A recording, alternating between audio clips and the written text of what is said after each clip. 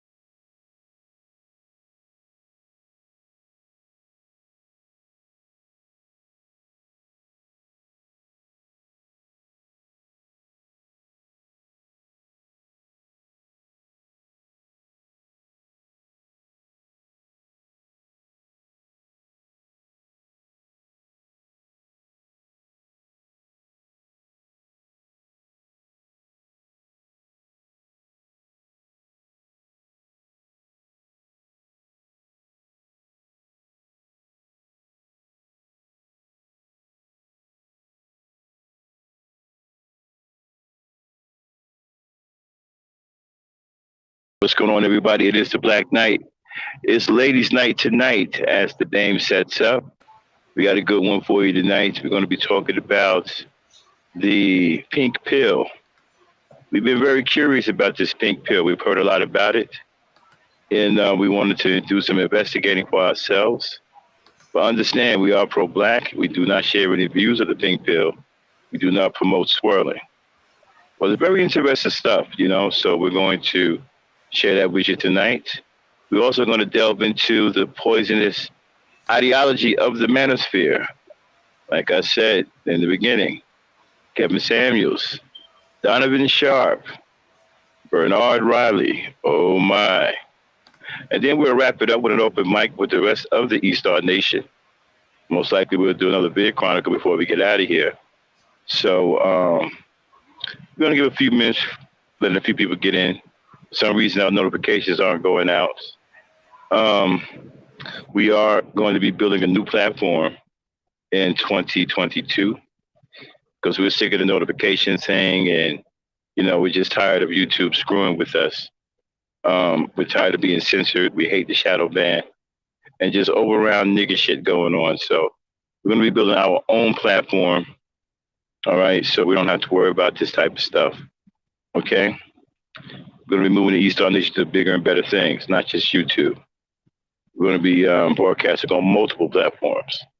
But anyway, without further ado, let me introduce the host of Ladies' Night tonight, Miss Dame Frankie. Come on in here. Hello, everyone. All right, I'm glad y'all came.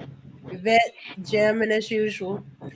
All right, yeah. Want to disclaimer: we're not about swirling, but because we got a lot of new people and they haven't explored these sectors yet, so when we talk about them, they like, what is the pink pill? What is the manosphere? What is the red pill?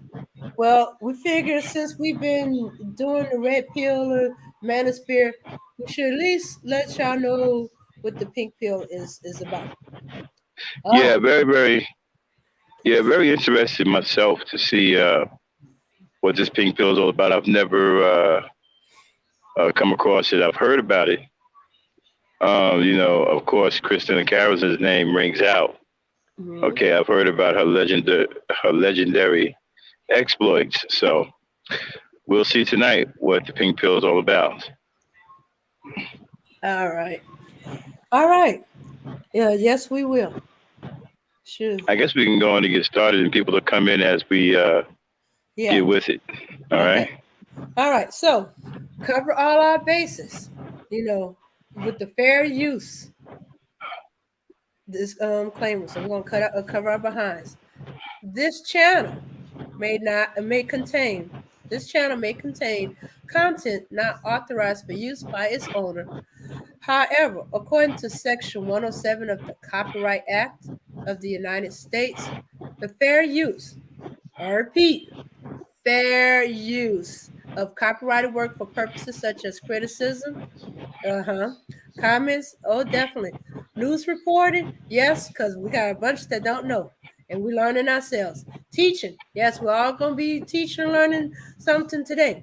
Scholarship or research, well, personal research, is not an infringement of copyright.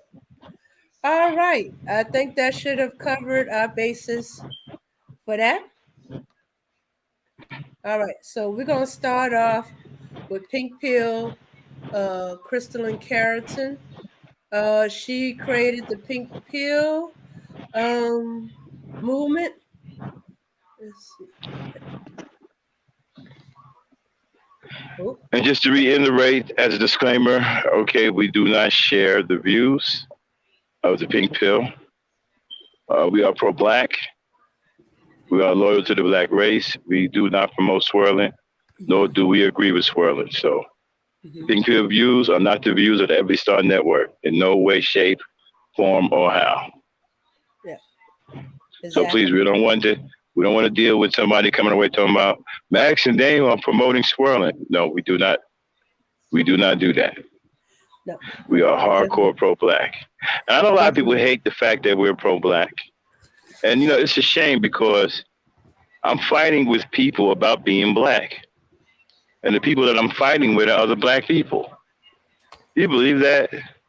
I Other black can't believe people, that. yeah, black people are fighting with me about being black. I know. I'm gonna It's do a show on ridiculous. that. Yeah, People can't especially stand. Uh huh. especially your love of black women. Right. But people can't stand the fact that me and Dame are pro-black. They can't stand it. I'm being attacked by niggas, right, who are telling me I have the nerve to be pro-black, and that I'm think I'm better than someone because I claim to be pro-black. How the fuck am I better than someone by just merely professing what I am naturally, which is black, pro-black? Mm-hmm. And why the hell do I have to get into a fight with other black people about being black? Well, that's for another show. We'll deal with that. But anyway, let's get on with it. People are starting to come in. All right, y'all. Here's the pink pill. All right, here she is, Crystalline Carrington. Again, fair use. Hi, Pinkies. It's Crystalline Carrington, the creator of the Pink Pill. And today I want to talk to you guys about this not so secret, and it's not really a trick. It's more of a tactic and strategy about the human brain and how we can influence attraction and build rapport and trust when it comes to relationships, family, and business. It's oxytocin. I know you've heard that word before. You might not know exactly what it is, but essentially it is your feel-good hormone. It's the hormone that is released when a mother gives birth to her child and sees her for the first time, or when she breastfeeds her, that surge of love and bonding. But oxytocin is not just for mothers. We always have the influence of oxytocin, and the influence can actually give the person that you're trying to bond with the positive reaction that you seek to build attraction and rapport. And it all starts with touch. But touch needs to be appropriate according to the situation and the person that you're dealing with. So let's start small. Say, for example, you want to create more of a bond with your friends. Every time you see your friends, give them a big, sincere, strong hug. Every time I go out and do my meetups and I meet people for the first time, I hug them with everything, because I know that how I'm feeling, the good feelings that I have, will also transfer Can to you be stop good for a feelings. second? Damn. Yeah, I was about to stop. Yeah, very charismatic. That's the way she hugs people? Well, that's the way that woman hugs people. Well, Yeah. that's her. What are you talking about? I mean, that's her. No, that's not Crystalline. That's But not the that's the same kind of woman hug we she saw. But that's the that's the kind of kind of hug hug she's she's talking talking about? about. Yeah, it's like when Shit. for women when you don't I see your friend, your best friend for a long time, you hug them like that. I I'm telling you right now, I wouldn't survive a hug like that. Of course A not. woman hug me like that is gonna be problematic. That's a serious. Only your wife should hug you. If you're a married man, only your wife should hug you like that. That's some serious shit. That'll break a nigga down right there. Yeah, Okay. yeah. I That mean, damn. that type of hug is only meant for your friend, usually the best friend, and the only man you should be hugging like that is your man. I couldn't survive that even as a friend.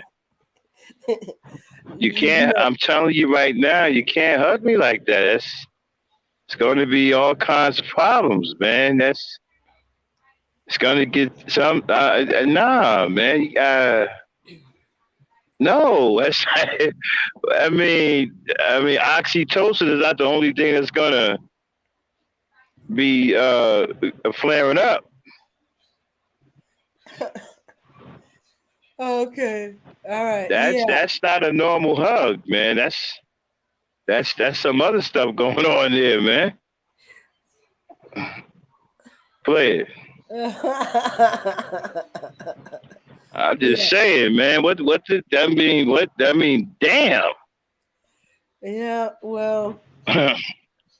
Well, if you see a woman hugging a man like that, and he's not her man, he either is he got to be about to be. He's gay or he's about to be her man. I don't even know if a gay dude can survive that. That's a serious. That's a power grip right there. I mean, that kind of hug, you feeling the essence of a woman, man, which is extremely powerful. Okay, ain't no nigga surviving that. I mean, there's gonna be a problem. You know. Oh well. Go ahead. Well, if he ain't turned on by that, then he gotta be gay. Seriously. Yeah, yeah. You know that. But shit, you motherfucker. Yeah. Wow, man. Wow. Okay, go on. Okay, so far this Kristen Carrison is an interesting character. Mm-hmm. I noticed that she had the two people. One was she had the light skinned woman, and who was that? Enrique, that was with her. I thought he was just a light skinned black dude. I don't know. I do like Enrique in them. You know what I mean? So, all right, come on. Let's hear some more. Let's see some more of this pink pill. So far, this pink pill is very interested. You know what I'm saying? Go ahead. All right. So I'm glad you made it. Again, let's keep in mind, we are pro-black. We do not promote swirling. Okay? We're not in agreement with any kind of swirling. Go ahead. For them, and it gives them that surge of oxytocin, that bonding and trust hormone that builds the relationship that I seek to have. Oh, wait a minute, hold on, stop. Touch can be so soothing. She did say that oxytocin is a feel-good thing, right? Yeah, she said it as a feel-good, but according to the information that I'm reading, is best known for its roles in female reproduction. It is released in large amounts during labor. If you hugging a dude like that, there's going to be a lot of releasing going on. Yeah. Okay. It's supposed to be the hormone that helps child bond. I don't know what the male version of that is, but I'm telling you right now, a hug like that on a dude, if he not gay, dude gonna be releasing a few things. All right, let's just put that out there. All right, go ahead. All right, I'm backing it up a little bit. You ain't gotta back it up now. We don't want to keep on screen too long. Okay, we don't have carte blanche to play these things continuously. Okay. We have to be commenting or else they can flag it. All right, so let's keep it going. Them, and it gives them that surge of oxytocin, that bonding and trust hormone that builds the relationship that I seek to have with them. Touch can be so soothing for a person who's going through some crisis. Even a touch on the hand, a touch on the arm, touch on the shoulder. Just those little things stimulate oxytocin in the brain that lowers their stress hormones and makes them feel better. But let's talk a little bit about, sexy time. Say you want to be flirty. Say you're trying to build hold on, attraction. stop. Wait a minute. Okay, this is my first time seeing Kristen Carolson, okay? Beautiful black woman, all right? Mm-hmm. How the hell did a nigga mess this up? I don't know, but he messed it up bad. Nigga, how did y'all turn a woman like this against black men? Do y'all hear what this woman sound? This woman is beautiful.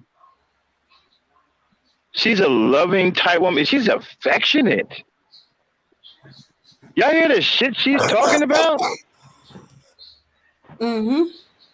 Touching and all of that, and releasing oxy. I mean, she's very sexual and very inviting and affectionate. How the hell a nigga fuck this up? Y'all nigga can fuck up any. Y'all niggas can fuck anything up. Oh yeah. This is a beautiful black woman that y'all done fucked her mind up. Y'all hear how loving and I can hear kindness in her voice too. Yeah, how loving and affectionate this woman is. How the hell did you screw this up?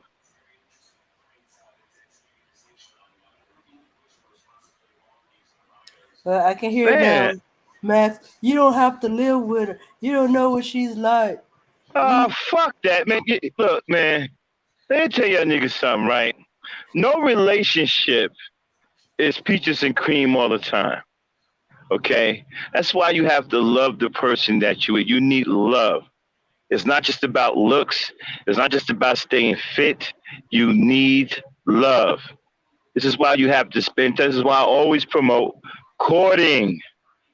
Courting teaches you how to live with each other, do things together. There's no way in hell a beautiful black woman like this should be out here swirling. Mm-hmm. Yeah. She should have a strong black man by her side, loving the hell out of her. On some robot shit, loving the hell out of her, loving the hell out of her, loving the hell out of her. Yeah. Are you kidding me? Yeah. Yeah, because I heard that she wasn't anti-black male. She No, wasn't. I bet you she wasn't at first. Some nigga done fuck. This is what I'm talking about, y'all. I said this before. Whenever you find a broken black woman like this, it's a dude. A man did this to her. A nigga did this to her. They don't come like that. Okay? This is a beautiful black woman. And I can hear how she used to be. She's happy right now because she's reverting back to what she used to be before whatever dumbass nigga came in her life and fucked everything up. She's a very loving, very kind, very sweet, very affectionate woman. And you niggas fucked that up. This is what I'm talking about. See how y'all ruin black women? Mm-hmm. That's Like I keep telling you how, right? This is why I keep telling y'all how you don't abuse them. You can fuck them up. Mm-hmm. This is a classic example. It's sad because this is a beautiful black woman. Yeah. She's beautiful. Mm-hmm. And they Unbelievable. Yeah. They want her. They can't get her now. There's no way. Other way. There's no way a beautiful black woman like this should be talking anti-black male. That goes to show you how sad and pathetic you niggas are. You had her before she became anti-black male, and because of you, she's anti-black male. Mm-hmm. You didn't know what to do. You didn't know how to treat her. You abused her, and you fucked her mind up. Now she done gave up on you niggas. As a matter of fact, she's so sick of you motherfuckers. You understand what I'm saying? She's trying to get as many. She thinks you niggas are toxic. She thinks you niggas are bad fucking influence on black women. And she's trying, in her mind, she's saving black women. I guarantee you that's the way she's thinking. In her mind, she believes she is saving black women. So y'all looking at her talking about, well, she's swirling. No. in her mind, she believes she's saving black women. And I'm gonna tell you something. See, when y'all abusing black women, these other races of men know how stupid you are, right? So they come behind you. What is that? Charlene just entered. Okay, okay. A lady came up on the panel, and they come behind you, and they coddle these women. They make these women feel loved. They talk sweet to these women. They provide a place of provision for these women and protection. Okay, and when they start healing, right, they heal with those men in mind, right, and those men help push you out of their psyche. That's how they end up turning into this because of abuse. There's no way a beautiful black woman like this should be talking anti-black male. You niggas are sorry. Speaking of beautiful black women, shout out to Brooklyn in the building, Miss Charlene.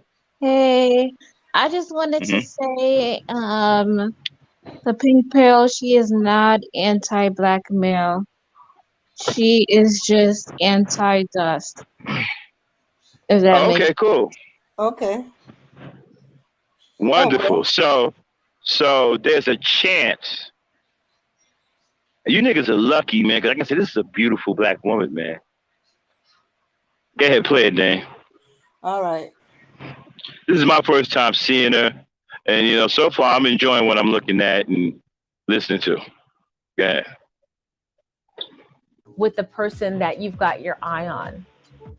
Just little touch on the hand, on the forearm, on the shoulder, builds attraction, boosts the oxytocin, makes them feel good, especially if you're a woman and you're trying to build attraction with a man or vice versa. The oxytocin comes with touch, but if the person likes you, if you reciprocate your interest, you're also giving them an extra added shot of dopamine. And the dopamine is the reward center. It's the reason why the entire world seems to be addicted to video games. All of that dopamine addiction. So you can use oxytocin to build attraction with someone with slight touch when it is appropriate. But what about at work? How do you do that? Also, you want to make sure that you're gauging the comfort of the other person. If the person is a little bit standoffish or they don't seem to want to connect in a way that is physical, you want to respect their boundaries. But if you feel like there might be an opportunity to create a bond, something as simple as a handshake gives that oxytocin dose for them. And if you use a double handshake, I can't do a double handshake with my own hands, but you use both hands to shake their hand, you're giving them a double dose of oxytocin. All right, for me, okay, that part, that visual right there, I could have done without. Okay. Now, I will say something about that. I mean, a dark-skinned nigga with 3 white people. And then the nigga gyrating and shit, shaking a white dude's hand. You know what I'm saying? I mean, I'll be honest with you, I could have done without that. Big enthusiastic grin with the shaking. It seemed kind of jivish. Yeah, man, nigga all jolly. You know, nigga in a tweed suit being all like extra jolly and shit. I mean, I don't know. What do you think about that, Charlene? I think in real social environments, like it depends on what state you're in, but some states there's only like one black person that works there. So there's no. He's so grateful that the boss is willing to shake his hand. He is grinning and almost shucking and jiving, enthusiastic. I'm gonna have to agree with it. I mean, there's places like that. I've been in towns where I was shocked to see somebody black. So I can imagine on some jobs they only got like one token Negro in the whole building. You know what I mean? So yes, yeah, she's right about that. Like I said, I drive a truck. I've been in towns where I just knew nobody black lived, and I mess around and see a black person walking by, like, what the fuck? You know what I'm saying? All right, go ahead, play it. All right. Oxytocin. I bet you didn't know that handshakes, because of touch, gives that boost of oxytocin, which boosts trust and rapport. So make sure that you've got a good handshake. Now, say for example, you are a manager and you want to build rapport, but you want to also exert your authority. So if you are at a higher level than the person you're trying to interact with, touching them on the shoulder gives them that sense of soothing, of bonding, of rapport. But it's something that you do because it's related to hierarchy, that you need to make sure that you're not doing those things with someone who is at a higher level business-wise. Okay, Dave, stop. You don't want to cry. Yeah, I'm with you, Hassan. She's gorgeous, isn't she? I'm sorry, y'all. See, when you love black women, it's hard to convince guys like me, Hassan, and Bro Rob that this woman is evil. And I've heard nothing but evil things about her from both black men and some black women. Mm-hmm.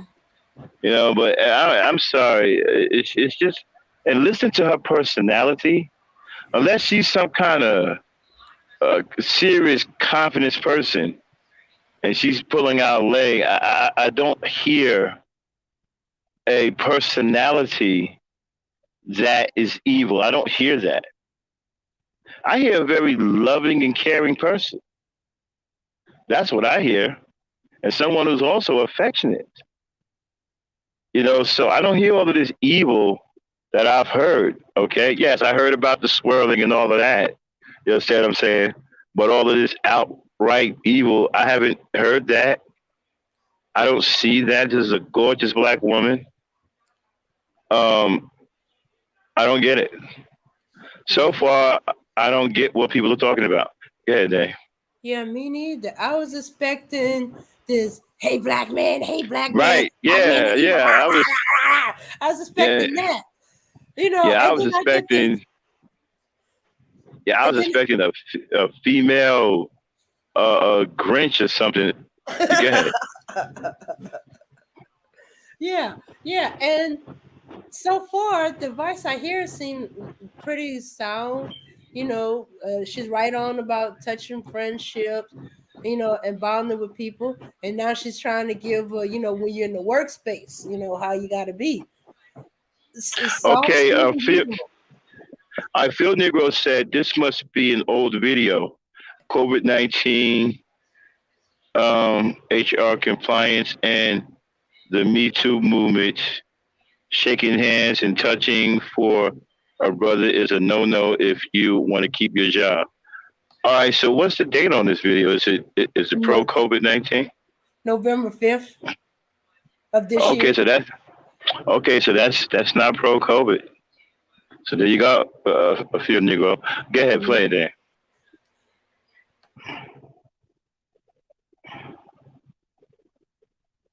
Cross those boundaries with someone who is of a higher rank. Doing so exerts authority that you do not have, and it will have the opposite effect of what you want.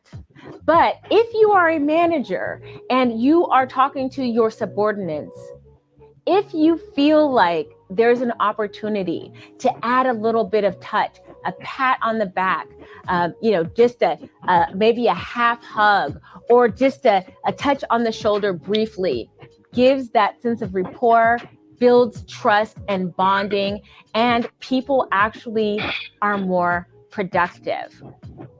When it comes to your family, we are always, most of us are pretty affectionate. So we hug our kids, we pick up our kids. It feels good to do that. But what about when you're fighting with someone? What about when there's a lot of high emotions and tempers are flailing? What can you do To lower the temperature, a simple touch. Touching the person. Try doing this. It's a challenge, but you might be surprised with the results. When you're fighting with a loved one, your family, or it may be your spouse or your boyfriend, touch them while you're having an argument. You will notice that the temperature goes way down. When you add touch, it also reduces cortisol, the stress hormone, and it boosts, again, the bonding feel-good hormone. It's really good if you can get out of your own anger and find a way to connect with them through touch. Okay, Dave Keys. All right, right now I'm confused. Dame. I understand. I'm just as confused as you is. Yeah, because okay, people. Right now, me and the lady Knight, we are completely confused. Charlotte, you want to come in here real quick because we're dumbfounded. We've heard nothing but evil. We've heard nothing but insidious evil about the pink pill. Okay, so let me just say, I think a lot of people are envious of her because she speaks with so much class. Number one. Number two, she's not ratchet. And no. Yeah, and number three, she wants the best for Black women. So she found a man who treated her really good, who treated her really nice, and she wants to let us know that we don't have to settle. Okay, nothing wrong with that. And so where's this insidious evil that we've been here? I mean, me and Dane, we've been told that this is the pink pill is the evil incarnate. She's not. I'm actually. That is Swirl of Haven. I ain't heard of nothing about. I haven't heard shit. A white man yet. No, I'm actually in her group. I'm in her social settings. I actually, I am trying to. She's my inspiration. I'm trying to aspire and associate with people like the people that she associate with, and I'm trying to be on her level in terms of wanting more for myself and knowing that I could achieve that, and there's nothing wrong with me wanting that. Yeah, she's a beautiful Black woman. And she's giving great advice. I haven't heard anything evil, or I haven't heard any of this stuff that people have been telling us. Mm-hmm. I haven't heard anything. I've even had guys that, listen, I bet you won't do the pink pill. You're going to see how. I had guys say, yo, Max, I bet you won't do the pink pill. I bet you ain't got the guts to do the pink pill. They hate Black men so bad that even you'll say something. I haven't heard any of that. She doesn't hate Black men. Yeah. She wants Black women to be elegant and to find somebody. She wants us to move in a better crowd and be happy and travel and have great experiences. She doesn't want us to settle down for somebody who's going to give us bare minimum, and not even truly love us. She doesn't want us to be a mule. So, yeah, she's definitely a loving person. I can hear just by the way she talks. Okay. So she's not telling women go with white man. White man is better than Black man. No, she doesn't. She doesn't say that. She said She actually tells women they need to go heal themselves and deal with their trauma. And she tells them how to fix their appearance. And she teaches them how to vet men. Interesting. Very, very powerful. Okay, so let's hear more of this pink pill. Okay. This so-called evil that we haven't heard yet. Yeah, Dane, play it. Yeah. Put it on the screen.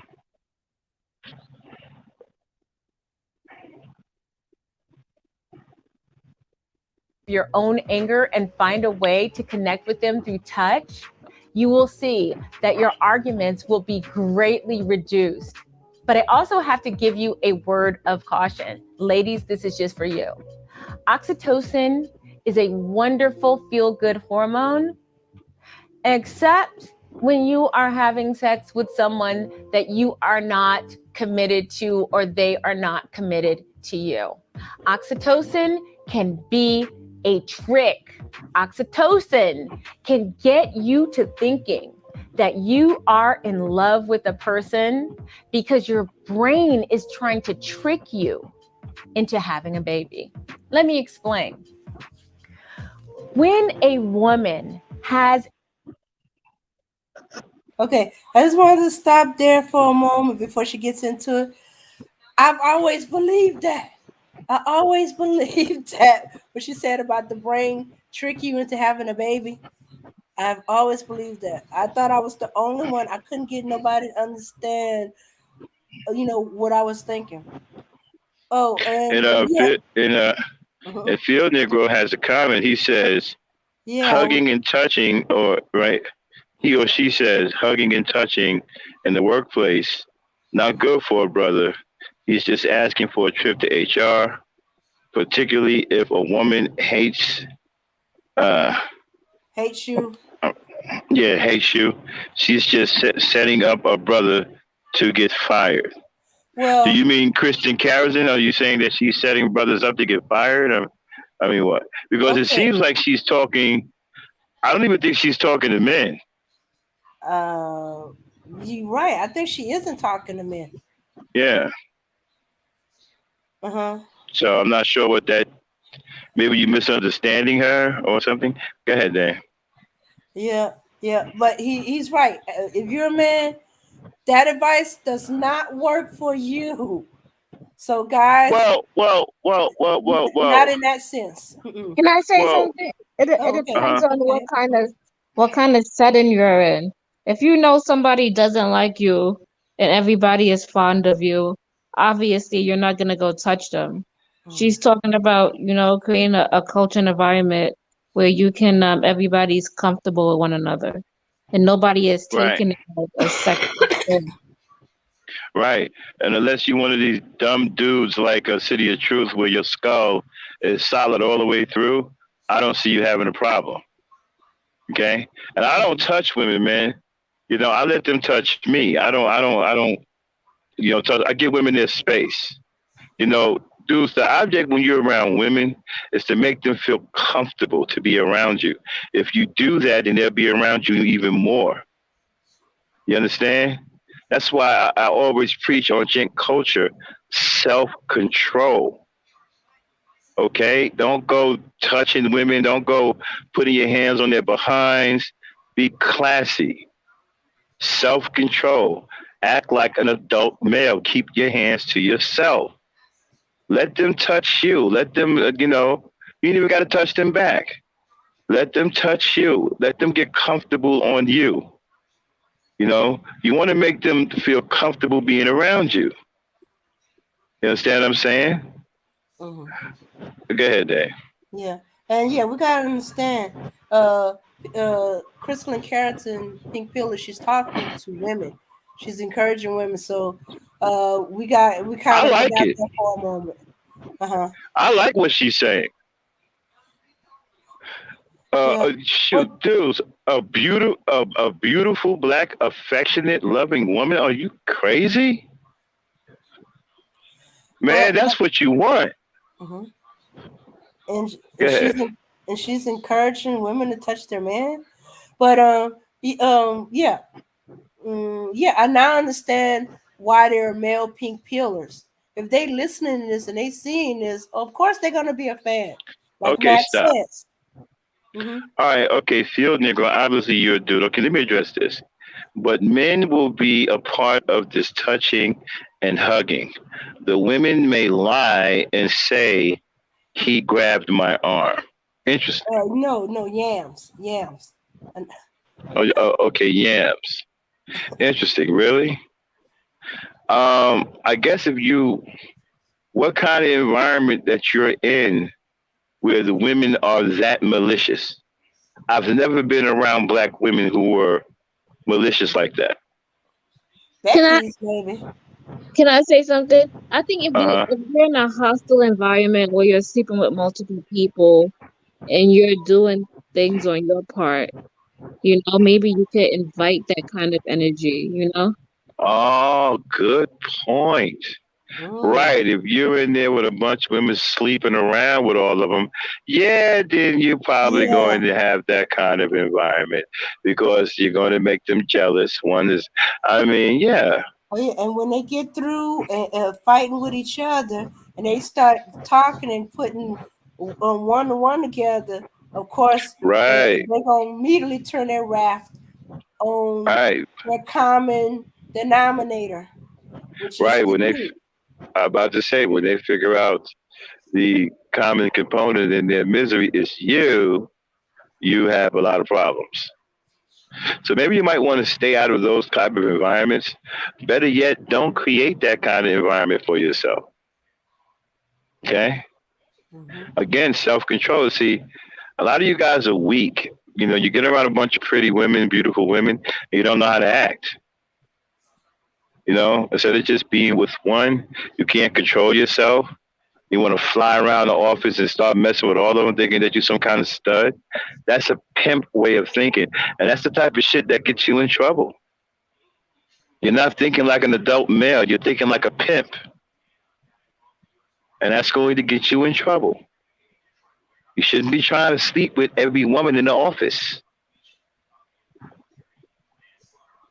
That's not cool. Good, Dan. Oh my goodness. Okay. They're all over corporate America, women trying to get paid, CEOs, politicians brought down. Okay, Okay, that's but it still doesn't Becky. mean that, right? But again, it doesn't mean that you should be trying to sleep with every one of them that you see. You see, let me tell you what a lot of you niggas do, right? You go into these places, you got all these beautiful women, okay? And you want to put together a portfolio so you can go back and have a conversation with your boys. Yeah, man, I'm in this building with all these fine chicks, right? Well, on the first floor, I'm messing with this chick. On the third floor, I'm messing with this chick. On the second floor, I'm messing with this chick. On the fourth floor, I'm messing with this chick. What happened was on the fourth floor, the chick I went to go mess with, the one from the first floor was up there. You understand? And then she overheard me talking to the other chick, and then there was a problem because she talked to the chick on the second floor. So y'all get in all of this trouble because you don't have any self control. You don't have any sexual self control. You have the sexual self control of a teenage boy. You guys never grow up in that department. That's why I keep trying to tell you, you guys are sexually immature. That's why you get in a lot of trouble. Can Guys I like, say something? huh. I was gonna say, if a man has integrity and he's about his character, he's about his business, and that's what he has stuff that he truly believes in. He has a foundation, and everybody sees that. Nobody's gonna try to do those things to him. Right. And the thing about it is, you guys keep laughing, right? But you see, when you have sexual maturity, you don't get into these kinds of problems. See, when you grow up and become a real male adult, you realize you don't have to sleep with every female that you see. Fruit of the poisonous tree. You understand what I'm saying? You don't have to sleep with every woman you see. You guys are 30 and 40 years old, and you have the sexual mind and control of a juvenile. This is why you're always in trouble. This is why you have multiple baby mamas and can't take care of any of your kids, right? Because juveniles can't take care of kids, right? So you walk around here in a suit, you look grown up, but mentally you're still sexually young and you're pumping and dumping. Now kids are coming and you have to be a grown ass adult. No, you don't have the mentality to do that, right? So now you don't want to take care of no kids because mentally you're still a juvenile. You guys got to learn how to grow up and exercise sexual control and become sexually mature like an adult male. Yeah. Yep.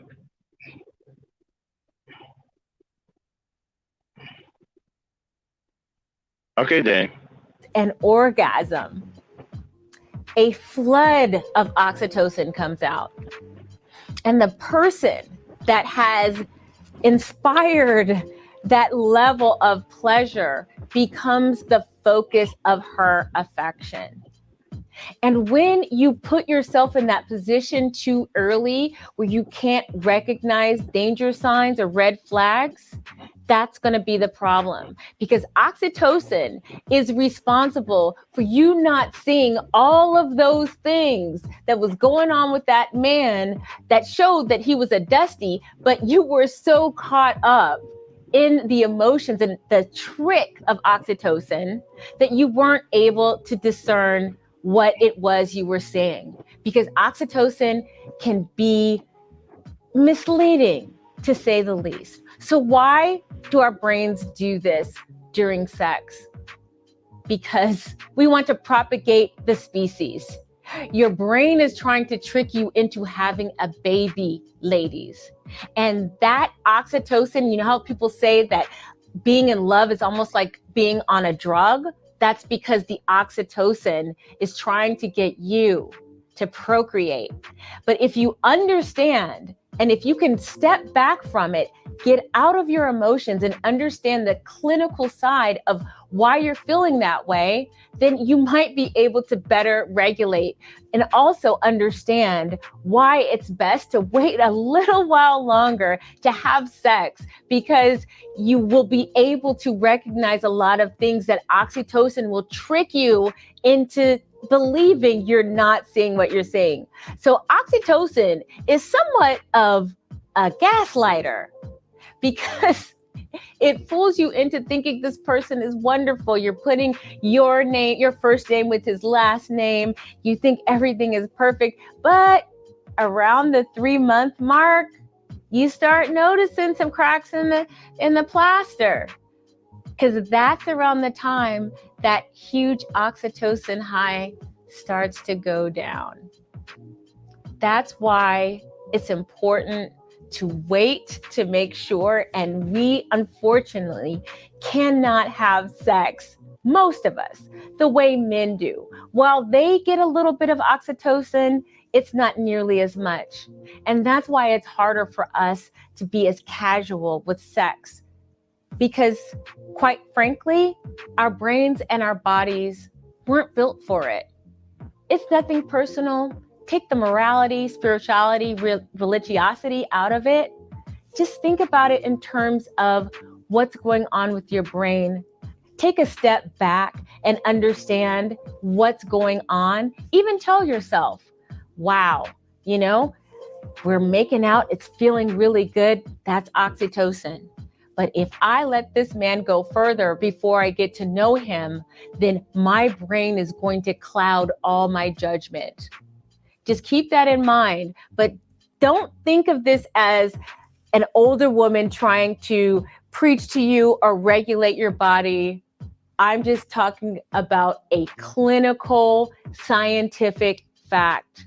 Keep it straight to the facts. Regulate your oxytocin and be able to vet better. Because we always talk about in these spaces, vetting.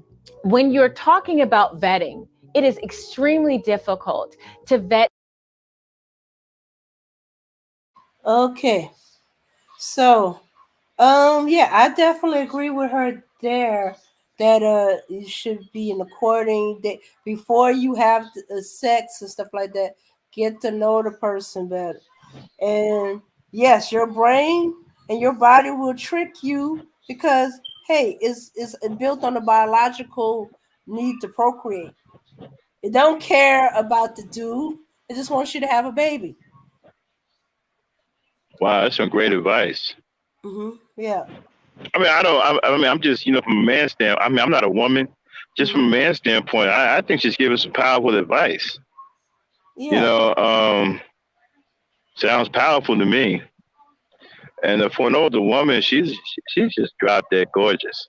Black women age beautifully, y'all. This is why I don't understand you niggas keep talking about they're the least desired. Man, you out of your mind. I mean, we have the most beautiful women on earth. Okay, and so far,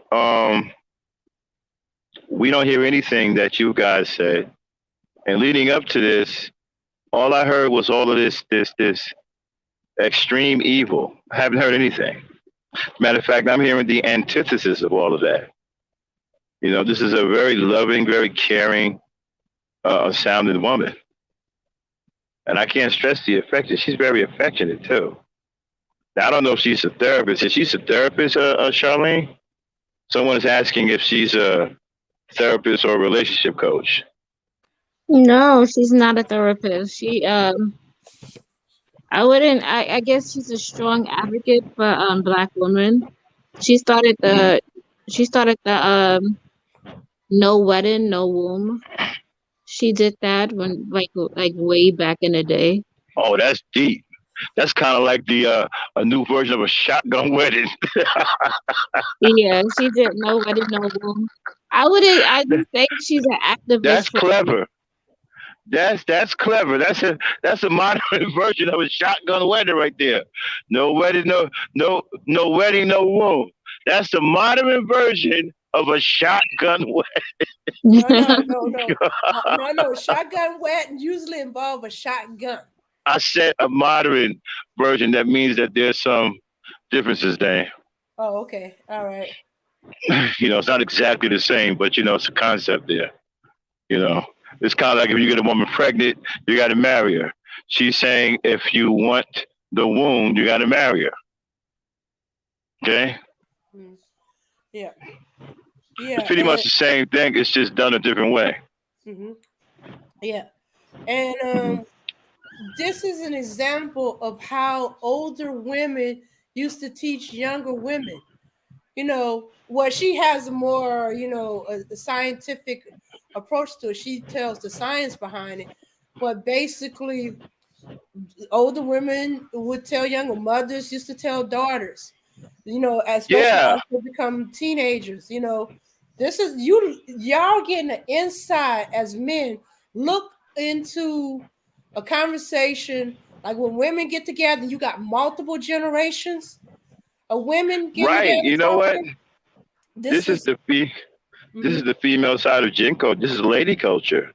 mm-hmm, Okay, she's teaching young women.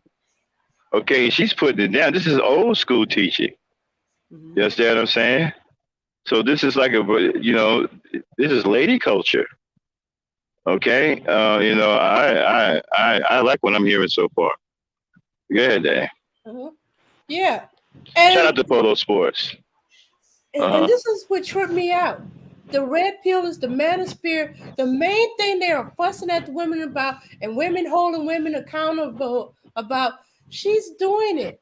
This is bringing Well, back the oh, old school. She's okay. teaching. Mm-hmm, I'm sorry, I didn't mean to cut you off, Charlene. mm-hmm, Yeah. Okay, okay. Apparently, you're the one up here with the most experience with Miss Karazin. We was doing a red pill guy earlier named Red Supreme, right? mm-hmm, He said that she put out a book, okay, and the book, according to him, was to teach black women how to get white men, right? And Mhm. he's saying that the black women failed at it, and when it came back to her, she started using manosphere talking points like, "Well, it's because you're overweight and you didn't work out," stuff like that. Is that true? Do you know anything about that? No, I don't know anything about that. When she put her book out, I think she increased interracial dating with black women. It was up to like 30% since she put her Well, book out. okay, so then Mr. Supreme didn't know what he was talking about there because he said it failed. And then he said that No, when it failed, the black women came back to her asking her, okay, what the problem is. And he said that she's responded with manosphere talking points. no, she doesn't even associate herself with the manosphere or anything. No, no, no, no. I understand that, but he said Yeah. she she started saying some of the same things that the manosphere would say about black women, like 4 out of 5 black women are overweight. You should have worked out and all this other stuff. I mean, she tells women that, but those are common sense. Like you should want to upgrade yourself so you look better overall as a person. Okay. Hold on one second. Hey, Dame. Can you get that part of Red Supreme queued up for Charlene so she can hear it? So she can hear what we're talking about? Okay. Yeah, we're gonna play it for you, No, Charlene. I Just think that one. I heard it. I heard it earlier. Oh, she was. Oh yeah, she was. Okay, so do you? So you don't agree with it? You think he's just talking I nonsense? I don't agree with nothing that guy says. He's a delusional 13-year-old boy, and that's all Hmm. I say. Okay. So Okay. it sounds like she been saying this to Well, women. no, his It's whole not thing something was he she was attacked. suddenly did. Right. But his whole thing was he was attacking the book she put out, and he said the book failed amongst black women, and they didn't get the white men that they were looking for. They ended up with Dusty Dans, and when they came back to her criticizing her about the book and the failure of them to find a white man, she started responding with Manosphere talking points. That's No, pretty much what he said. no. Okay. So he's talking nonsense as usual. Okay, then let's finish it up with her. Go ahead. Hmm.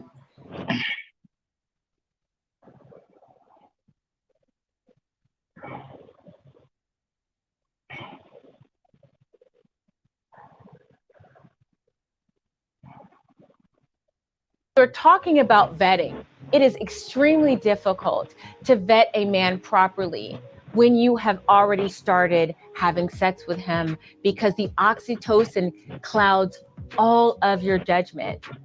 So when we talk about vetting men, understand that you are going to have to regulate your emotions and your sexual feelings, because understand that that will cloud any rational judgment and red flags that you may have about this person. And who knows, by the time that oxytocin wears off, it just might be too late. So I hope that this was educational for you. When I found out about this, I was totally fascinated. It's absolutely amazing once we realize how our brains work and what happens when certain things happen with us and how we as humans interact. Oh, and there's one other thing about oxytocin. We need it as human beings. For the last almost 2 years, many of us have not been able to connect with each other face to face, through touch, even through a handshake, anything. We are starved of touch and interaction. We were not made to be virtual. When things calm down, remember to make those connections in real life. Your body and your brain crave it. It's just evolution. It's just science. Here's to another reason why we all can't wait until this thing is over and done with. Okay, thank you guys for listening. I'm Crystalline Karazin, the creator of the Pink Pill for Business, and the Pink Pill for College. I've recently started the Pink Pill Underground, and this is a secret space for the most elite. All right. Why did you stop it? Oh, you wanted to hear the rest of the advertising? Okay. Yeah.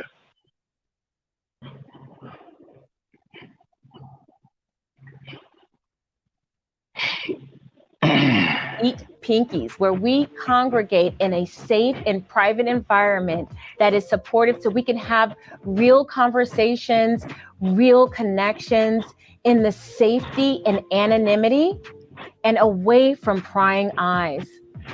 I have to tell you, this is one of the most incredible things that I've created.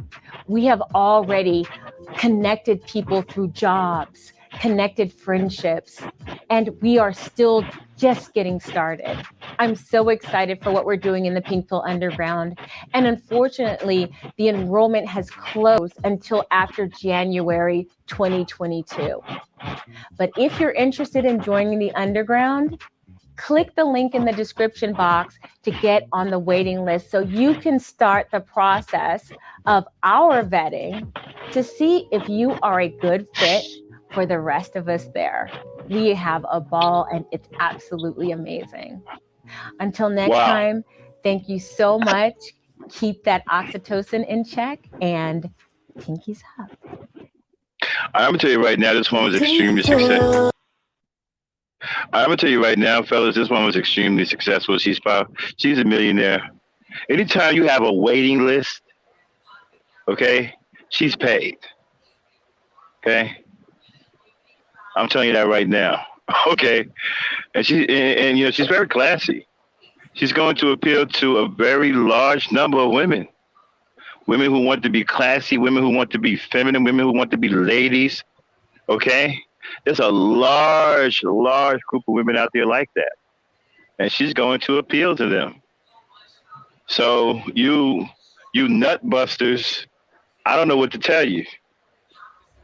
All I can tell you is y'all screwing up. These women aren't out of your reach if you will listen to somebody who got some damn sense and improve yourselves. It wouldn't be hard for you to connect with beautiful women like this.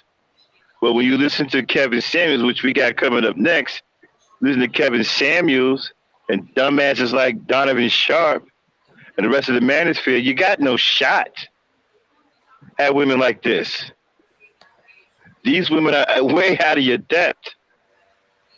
Okay? And unlike this phantom and fictitious high value man that your man's name is making up, women like this are in fiction.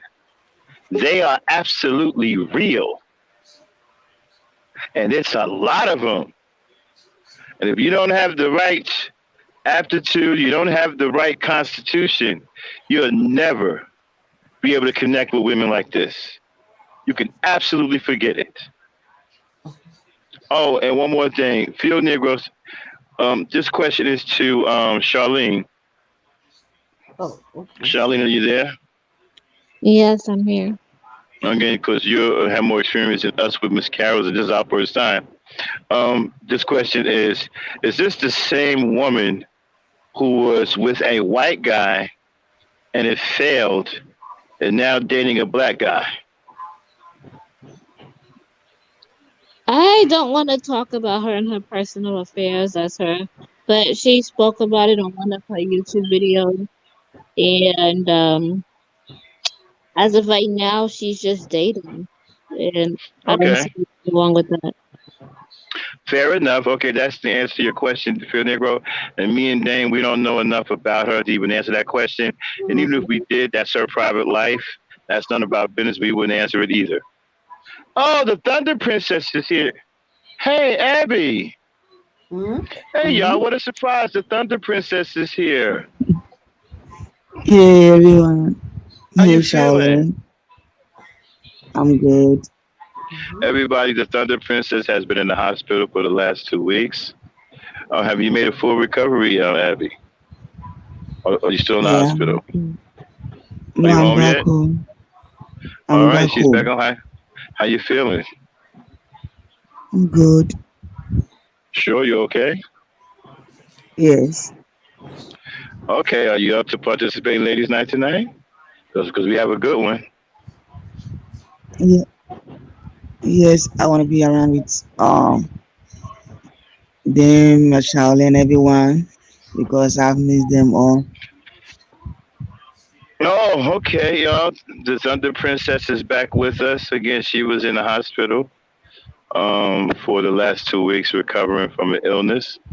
And me and Dane was pretty much with her every step of the way. And so she's back. She's made a full recovery, and she's back on Ladies Night, y'all. So please welcome her back, and we're gonna get on with the show. Go ahead, Dame. Chime in.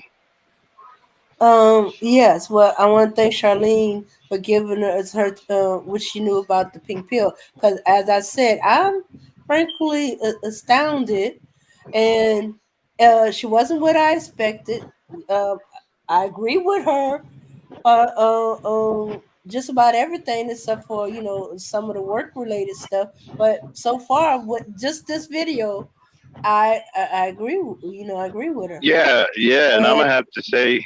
Mm-hmm. Yeah, and I'm gonna have to back that up because I was expecting to hear some. I mean, we was bracing ourselves Mm-hmm. for some hot stuff Mm-hmm. because we've heard nothing but bad things Mm-hmm. about the pink. I mean, we gave a disclaimer at the beginning of the show that hey, listen, we don't, condone any. You know what I'm saying? We Don't were condone any bracing ourselves, spoiling. right? We We were bracing ourselves, and we haven't heard anything. no. She's a classy, beautiful black woman. She's very affectionate. She's very loving. She's very caring, and she had a very powerful message for black women. Okay, we didn't Mm-hmm. hear any evil, none of the stuff you guys are talking about. We didn't Mm-hmm. hear any of that. We didn't hear her Okay, trying to big up white men, beat down nope, black men. She nope, didn't we didn't say hear none of that either. anything about, except for, the warning about the oxytocin when you're dating and And getting right, and involved she with a wasn't, man. She and she, didn't. right, and she, right, and she wasn't even just talking about, but she was talking about men. Period. Mm-hmm. Wasn't just black men. She was talking about men. Period. Okay, she was educating women against men. Period. It wasn't just black men. Mm-hmm. Now, if you want to say something about that little Mm-hmm. commercial with the over enthusiastic dark skinned dude around the three white folks, you probably can because that was a bit hot for my taste. But other than that, I didn't see anything alarming or hear anything alarming. Again, she's a very beautiful black woman, very classy. I actually enjoyed the video. Mm-hmm. Name? Oh yeah, yeah. But I'm gonna see a few more because then again, I need to know where is it coming from.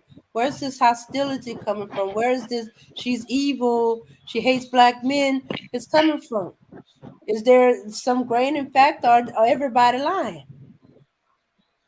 Yeah, somebody lying.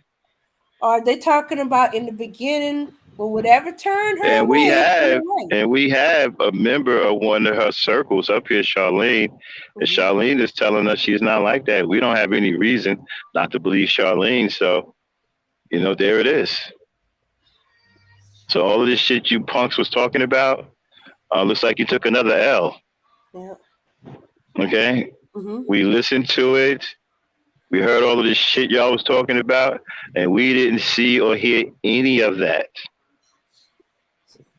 So if y'all Okay? know differently, y'all better show some receipts and let us know. Cause so far I'm not hearing anything. We didn't hear nothing. Hmm. The only thing I disagree with, if that part is true that she's encouraging swirling, I don't encourage swirling. You know, I don't advocate for it. I don't see the attraction myself, but that's me. You know. Yeah, other than that, yeah, we don't see nothing. Mm-mm. All right. All right, so Okay. that's it with the pink pill. Very interesting stuff. Um, Unfortunately, you Nagas took another L. So we're gonna move on to somebody that we know hates black women. Mm-hmm. Okay. And you Now Donavon up seems right. next, now we move on to the other part of the show, the poisonous ideology of the Manosphere. Okay. We're gonna be introducing two new players tonight. One you're familiar with, Kevin Brokeback Mountain Samuels. But there's two more. Two new ones we introduced, and two new players have come to the forefront, Mr. Donavon Sharpe and Mr. Bernard Riley. Okay? So without further ado, let's get the Brokeback Mountain dude out of the way, shall we? All It right. won't be very long. Thank goodness. Okay, here we go.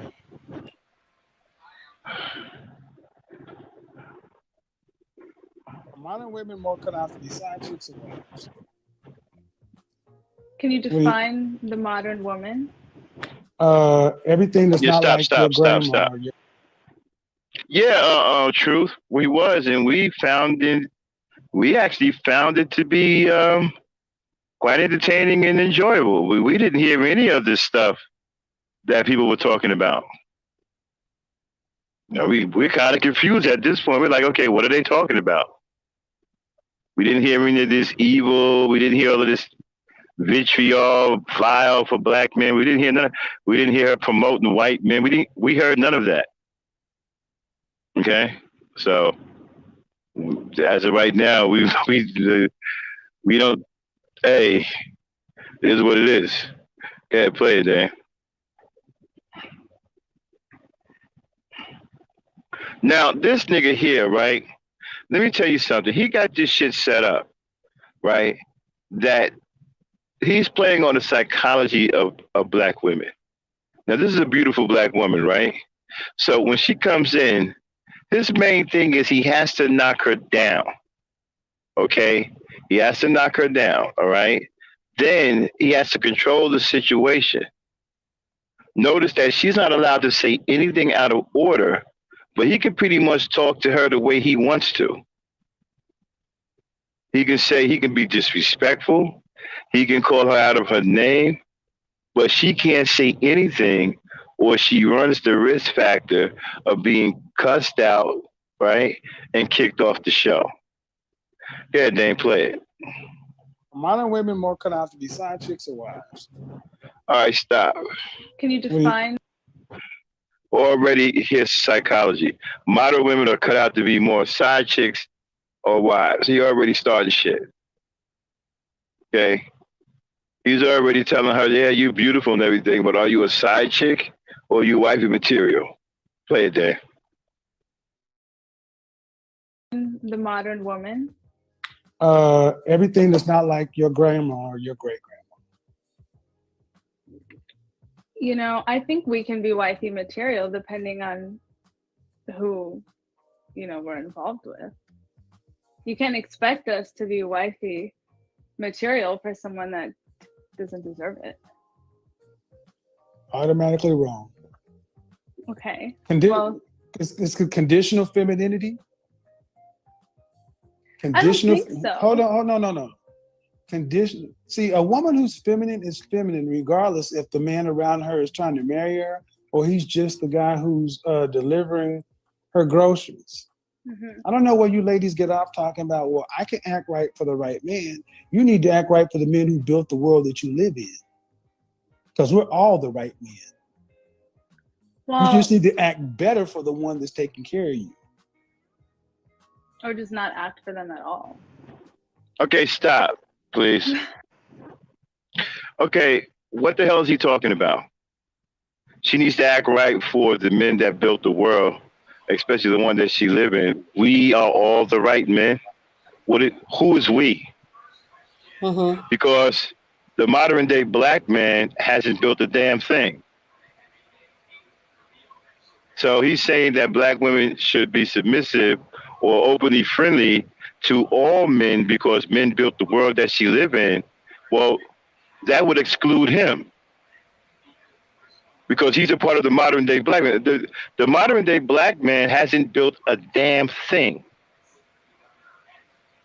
So according to his logic, the modern day black man wouldn't be included in his little scenario. Again, the modern day black man has built nothing.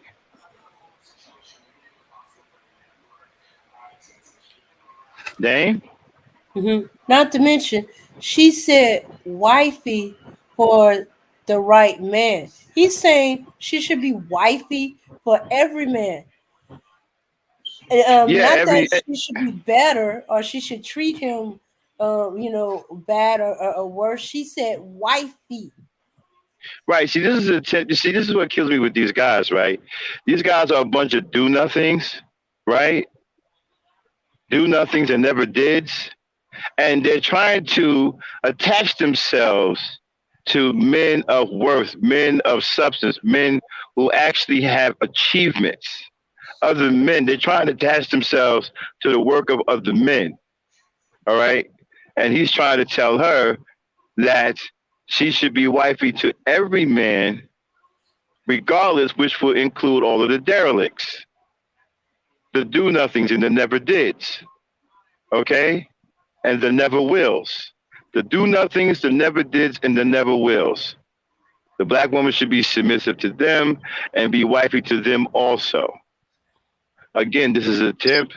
This is a attempt to get the black woman to lower her standards to the modern day black male who is really a do nothing, a never did, and a never will. And this is encouraging a twisted slut culture. To be wifey to every man. And again, who the fuck is we?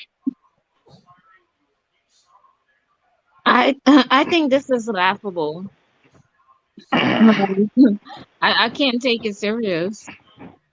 You can't But just you, meet somebody. Like they gotta come with their, with their bachelors, what they doing, what they have did.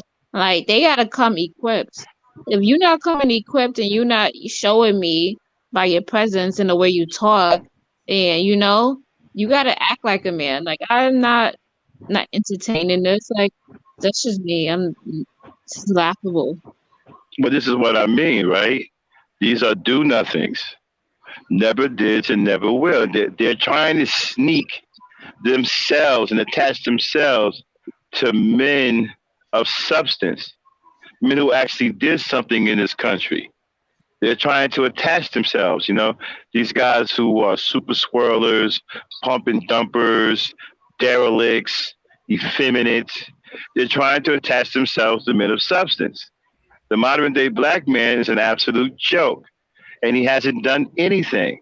But he wants you to submit to that, and he wants you to think that it's it's your privilege for him to be in your presence. Okay? And even though he's a do nothing and he hasn't done anything and he's worthless, you should be grateful that he's in your presence. It is laughable, really a travesty too. Play it, Dave. Okay. Wait a minute. Abner, did you what do you take on this? What you see so far?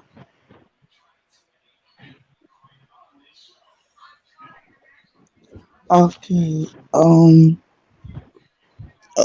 Okay, can you go ahead and play it then? Next one. Yeah. Dan, give her some time, okay? She just got here. Let Okay. her chill for a little while. All right. Not in my You know what I'm family either, saying? Polo. Mm-mm. So I think what I'm trying to say is that, you can't give your best to someone that doesn't deserve it. So you expect me to give my all and give my best to I someone? expect you to appreciate the men that built the world around you that allow you to be able to live in a first world country. The entitlement you guys have. Well, what Like, about the women? What about the women that Again, feel blessed? stop. Again, the modern day black man is not included in that. The modern day black man has nothing to do with this country being a first world country. Absolutely nothing. Sure, there were black men who paved the way. Black men of yesteryear, slaves and our ancestors who bust their butt helping to build this country. Yes, those men are prominent black men. Those men. Those men aren't around anymore. Okay? There's some of us who are still in their bloodline who are still carrying on the tradition of being productive, but there's very few of us. Not enough of us to make a real noise. Mostly a large number of the modern day black man is a big zero. And that's contributing nothing to modern day society, except for just being a single baby mama making machine. Then you want to say something? Mm, yeah. Yeah.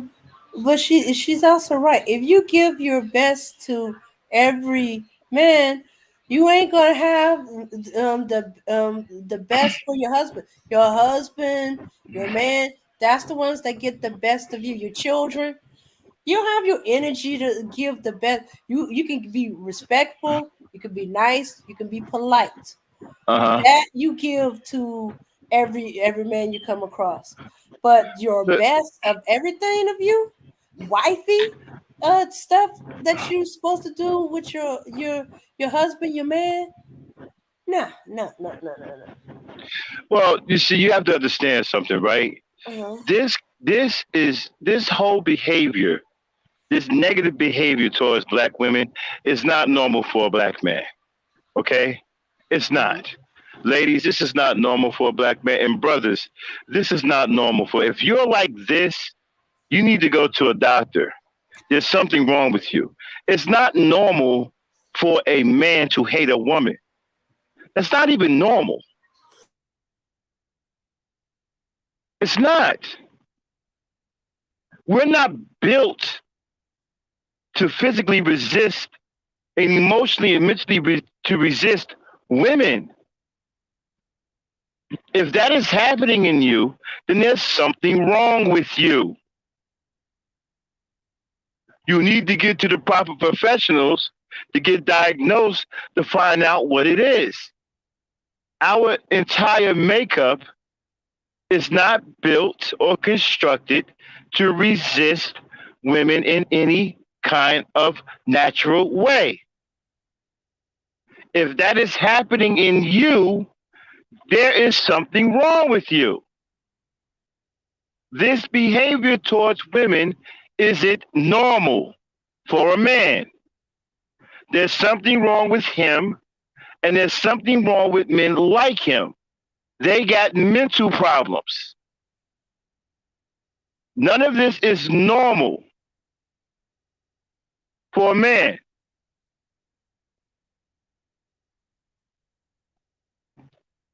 Play it.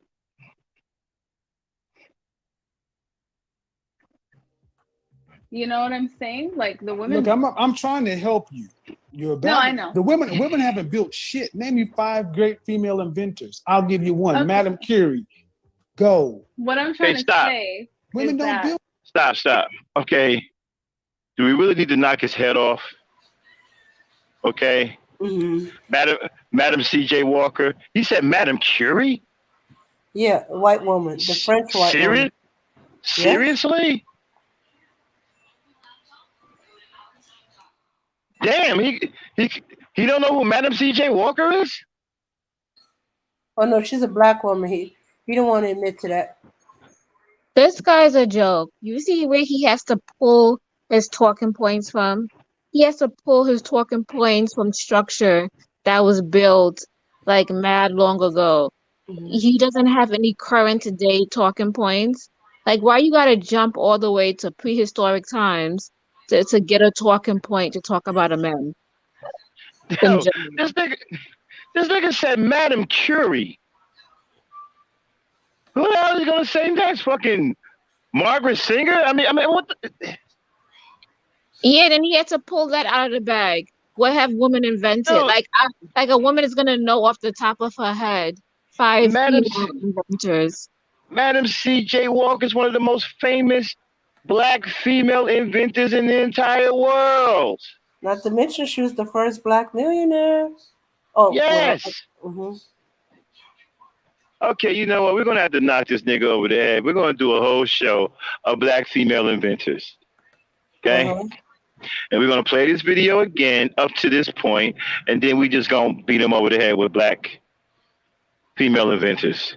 There's a whole fucking slew of them. I don't know Yeah. what the fuck he's talking about. And they still You have, going. yeah, and they still inventing shit. We can take it from. It's gonna be so bad. Check this out. We're gonna go from Madam C.J. Walker all the way up to current times. You got black women invented the goddamn vaccine. Mm-hmm. Yeah. Call ID. The very vaccine that they're fighting over, trying to get you, was invented and created by a black woman.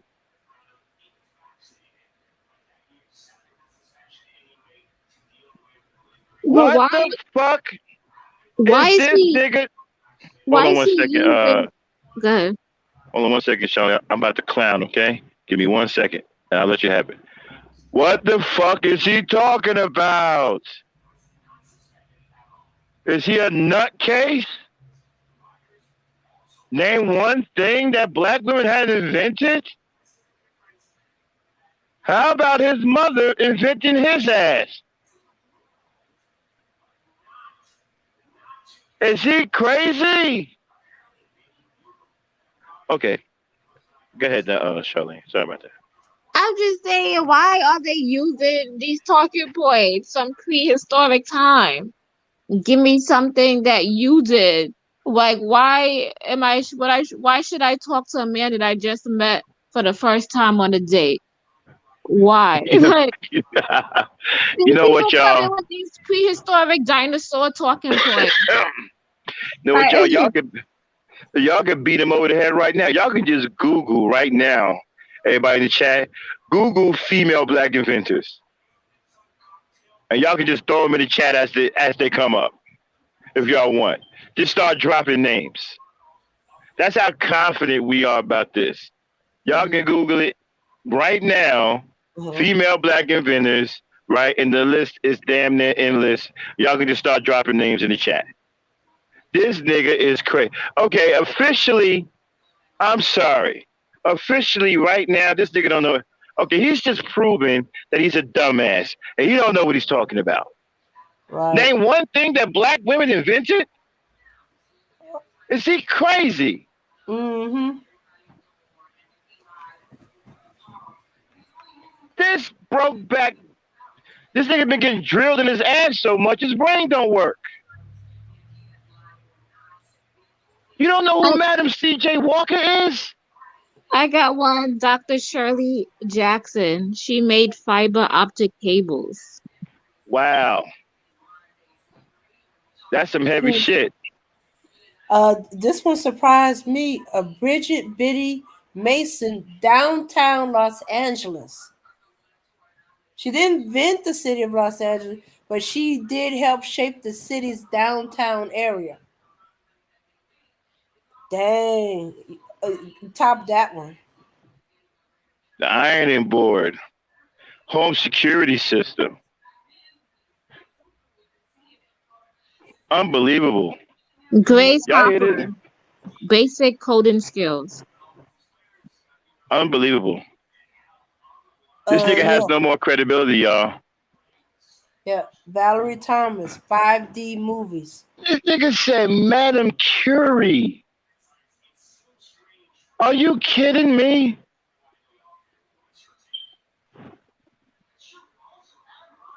A white woman.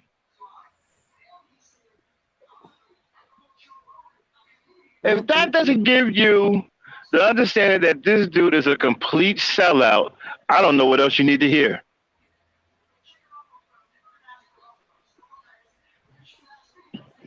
We're gonna get that done. We're gonna do that show like I promised, of black female inventors, and we're gonna run the goddamn shit in the ground, and we're gonna beat the fucking holy hell out of them with it. Yep. Are you fucking kidding me? See, they don't want to get a black. See, they scared to give the black woman her credit. You know why? Because she's better. They don't want nobody to know that she's better.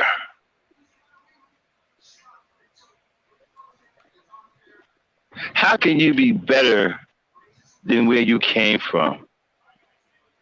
Shouldn't the person who brought you in this world be smarter than you? It should, because they have to teach you, right? It's no coincidence that women are smarter than us. They have to be. They have to teach us humanity, civilization, morals. They have to educate us. It's a lot. These ungrateful bastards are so full of hatred. This is not normal, brothers. If this is the kind of behavior that you are exhibiting, you need to go to a fucking doctor. Because it's obvious you got a mental illness. This is not normal for a man to hate women like this. Men aren't supposed to hate women. Mentally, emotionally, and physically, it's supposed to be impossible. We're not even built to resist women, bro. So it's obvious there's something wrong with these niggas. Go ahead, play it, Dan.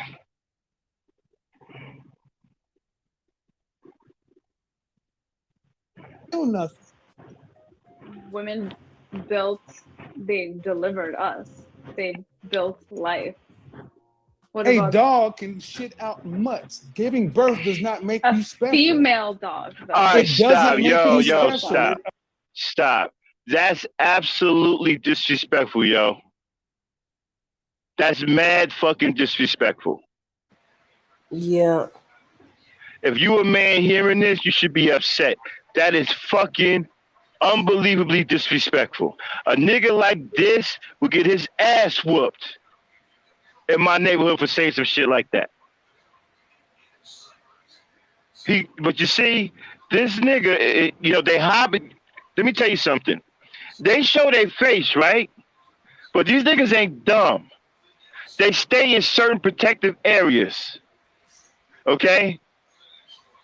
Because they know if they go in certain areas, they're going to get their ass whooped.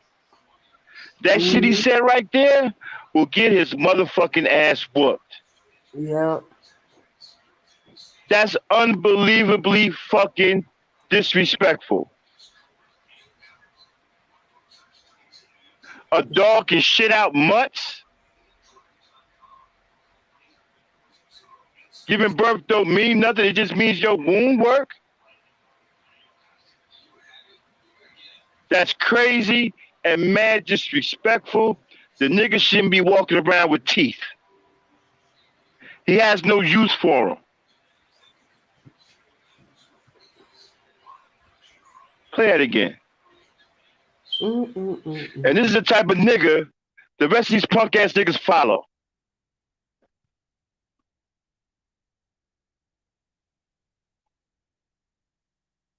Life.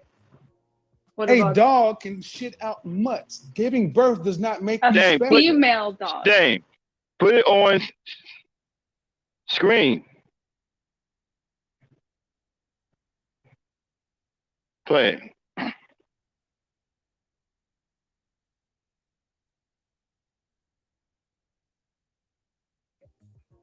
What A about dog can shit out mutts. Giving birth does not make a you special. female dog, though? It doesn't A make you female special. dog. A bitch. No, It Yo, doesn't make. man, See, this yo, is the thing. stop, the yo. ability to give. This nigga, man. Yo, this nigga said that doesn't make you special. Nigga, it does make her special. Her womb is the sacred gateway between the spiritual world and the natural world. What the fuck are you talking about, not special? Nigga, you can't do it. You can't open up no gateway between the natural world and the spiritual world. Nigga, you ain't got it like that. And you're one of those mutts that's being shitted out. Understand that. The mutts that you say she shit out, you're one of them. And like it or not, you came through that sacred gateway like the rest of us. How could you be so fucking disrespectful? You ungrateful piece of shit bastard. You lucky you behind a goddamn fucking YouTube. You lucky, man. You know damn well you won't say that shit around no real motherfucking man. Niggas will knock all your fucking teeth out your mouth.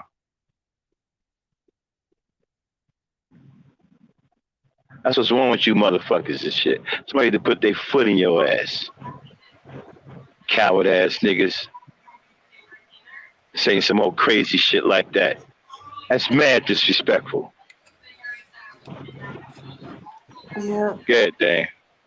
Yeah, that's a double insult to every human being on the planet He insulted your mothers. He insulted you. And just remember, motherfucker, those mutts she shitted out, you was one of them motherfuckers. So I guess that make you a mutt with shit in your face and all in your mouth. And according to modern day times, you still packing peanut butter, motherfucker. Apparently, you are immune to shit, the smell of shit.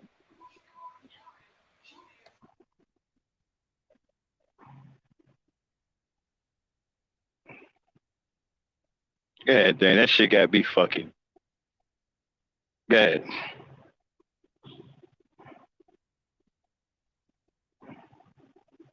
Give birth doesn't make you special. It just means your womb works.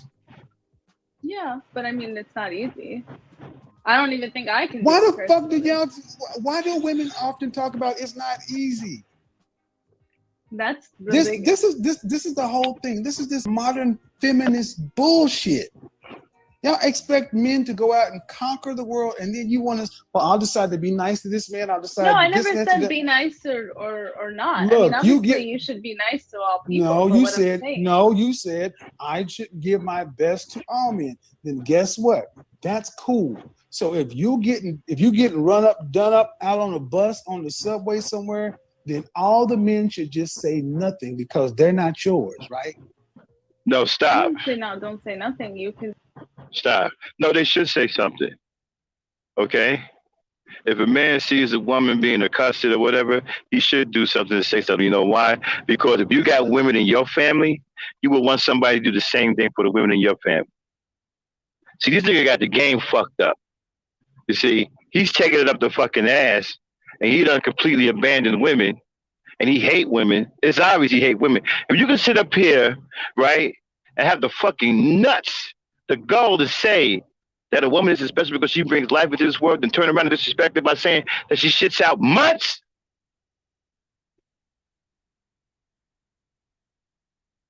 then it's obvious that you done completely abandoned women.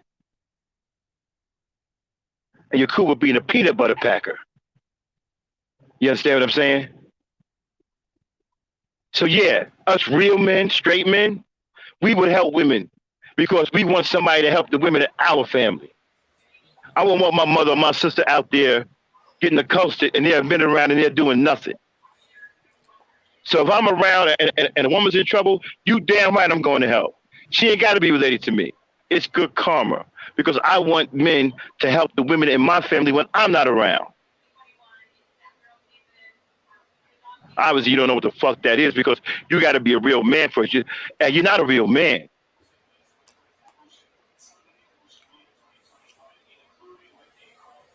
How she kept her cool on his show, I have no idea.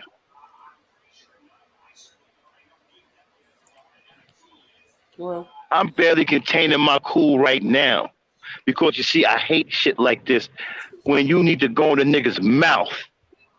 When a nigga needs his ass kicked for saying some crazy shit, you can't get there. You're not in the vicinity to put hands on a nigga like this. This nigga need hands put on him.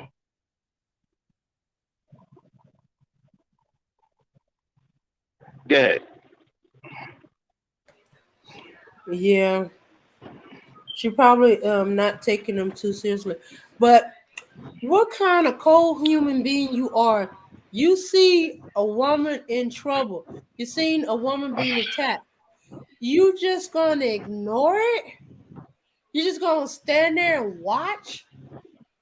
You know, not even say anything like, "Hey, you can't do that." Something. And this is why you have black women talking about they don't want to have male black babies. Because it's pieces of shit like this have the loudest voice on social media. And it's unfair because you got a lot of good brothers out here who are doing the right thing, but they're not social media guys. Most real men are out here working and taking care of their families, and they're not on social media. They leave social media to their wives, like their wives have Facebook pages and stuff like that. I know a lot of brothers like that. They don't have time to be on YouTube, you know, If you say, hey man, you be on social media, oh no, my wife, she does that Facebook page and her and her friends. They're not even interested. So you don't hear them, and you think that they don't exist because you got fucking gay ass niggas like this all over social media running their fucking filthy ass mouth. Shit mouth niggas. Niggas who eat shit for a living. Niggas who are immune to the smell of shit and eat shit for a living have the loudest mouths. Because the real brothers out there doing what the fuck they're supposed to do aren't social media guys. And so you think that there's no good men out there. There's plenty of good men out there. They're handling business. They're doing what they're supposed to do. They're not social media. Only reason why I'm on social media because the kind of work I do allows me to be on social media and still make money. If that wasn't the case, I wouldn't be on social media. I am a man of substance. I'm a productive black male. I produce. I wouldn't even be on here. You guys wouldn't even know who I am. You wouldn't know me. If I didn't have a job, that didn't allow me right to be on here. But because of the kind of work that I do, I can be on here while I'm working. Or else I wouldn't even be on here. Productive males don't waste their time on social media. They got too many things to do. And so you got the airways saturated with these shit mouth niggas.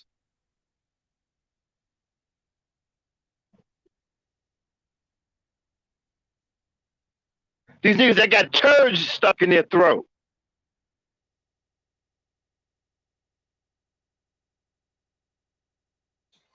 This is what you hear. So you think that this is the majority of black men, and it isn't. This nigga don't speak for me. These niggas don't speak for majority of black men. And this is not the majority of black men. This is really a small number of black men. It's made to look like it's bigger because they're the loudest voices on YouTube. Simply because real productive black men don't spend their time on social media.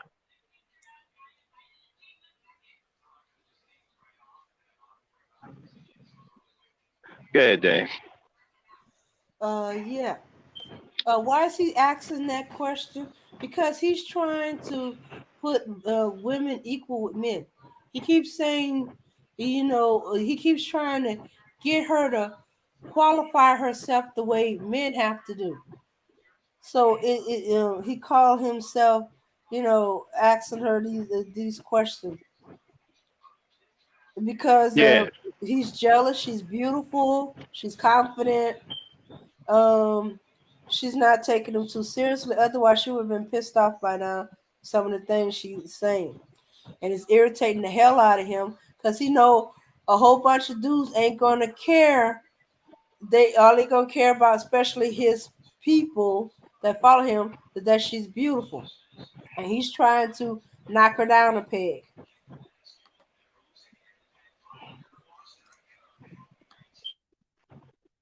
A shit mouth nigga. A nigga that eats shit for a living. Male feces. Niggas walking around with male feces on his Johnson, talking crazy about black women, being ultra disrespectful.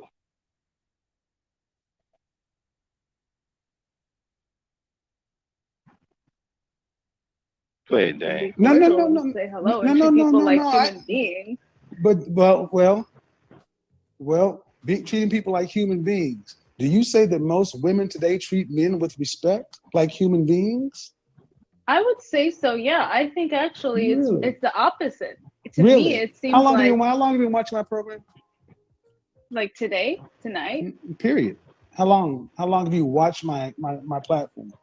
Not very much. I don't go on social media like that. Well, then I'm gonna tell you right now, you can't be more wrong. I got an entire show of women. Go back and watch a broadcast about women complaining about. You know what, man? Hey, get this shit mouth nigga off the fucking screen. This shitty nigga out of here. Fuck you talking about?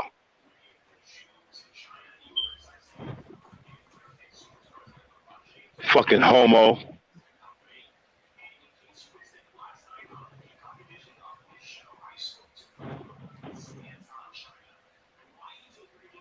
Mm-hmm.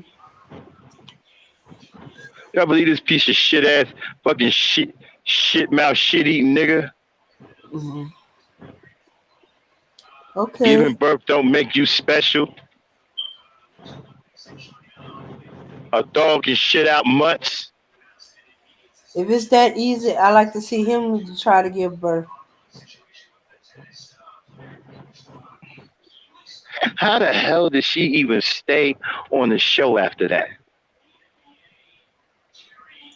I mean, that shit pissed me off. And I'm not even a woman.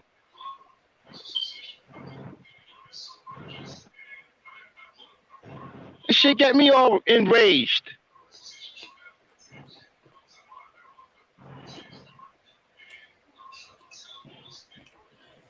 Sorry ass nigga, you know what I'm saying? Huh?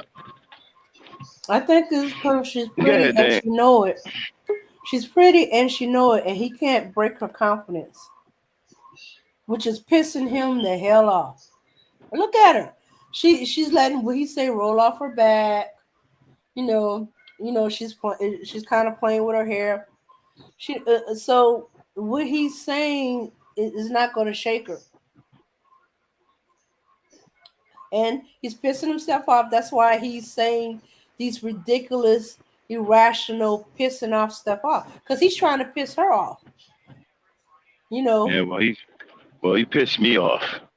He yeah, missed his mark. yeah, yeah. So she fits all the criteria that he says should get her the high value man and stuff like that. But yet he's trying to drag her down.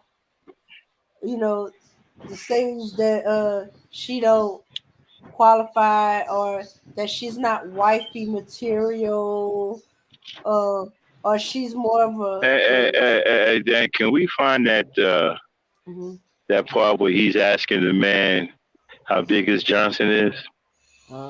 He probably took that video down. I'll look for it.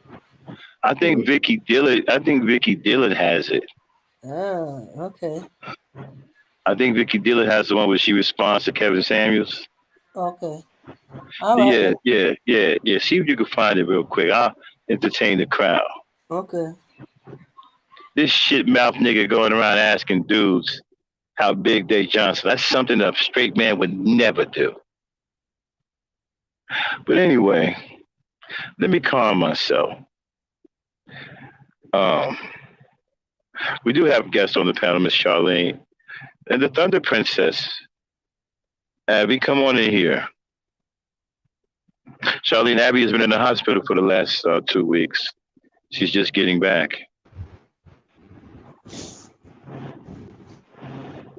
Yeah, I'm here. Sleepy? No, We think about that piece of shit talking about giving birth doesn't make you special and a dog shits out mutts. It just means that your womb work. How could he be so disrespectful? um, what I think about this Kevin Sam is like he doesn't respect a woman, and even though it's not only the women, but he doesn't respect her mother who gave birth to him. Because if you respect your mom, that is going to show, or that's going to tell you how much women be so grateful in your life. Mm-hmm. Because you cannot be saying all this nasty thing against women. If it doesn't give birth, or if the birth doesn't make a woman special, how does they give birth to you? They couldn't have given birth to you yourself. So you don't think about that. You know, it's just that I see him being like He don't care. That's all. He doesn't care. And because he don't have a respect for women. Okay, okay, organic black. We got you. Soon as the day get back, we're gonna cue it right on up. And yeah, and on Son of the Princess, like, when he gave that interview with DJ Vlad, he talked about his mother, right? He said his papa was a Rolling Stone. So his papa wouldn't shit. So all he had with his mother, he said they didn't grow up poor because his mother has always made a way. And this is the way you would pay her by saying crazy shit like that.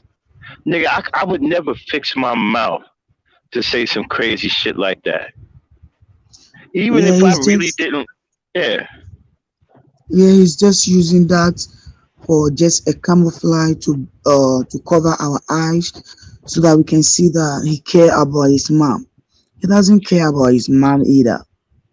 I mean, how could you be so much of a bastard and so ungrateful to the people who labor and put their lives in danger to bring us into this world? How could you be so ungrateful? Yeah, I can't even imagine saying some shit like that. yeah. Unbelievable. Somebody like him is like um I don't know how to say because how he put himself into like your father wasn't around, but your mom was around with you, covering you. So can't you see that all women been doing the same thing, and you trying to tell women that hey, what you doing, you are not doing nothing at all. Then that means your mama didn't do anything for you either. Unbelievable. And the thing about it is, when he did the interview, Abby, he said how his mother provided for him, that he had a roof over his head, he wasn't homeless. He always had food to eat, he had clothes on his back, he went to school. So his mother made a good life for him, and this is how you turned out? Hmm. I can't.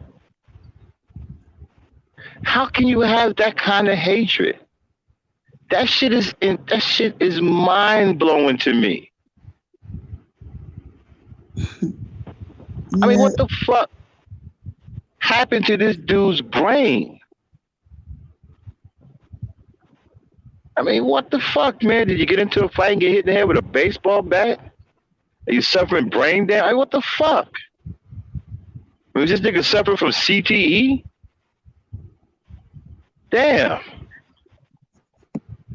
How can you be that filled with hatred? his It's mom insane. have been washed. It's insane, man. Yeah. Charlene, are you still there?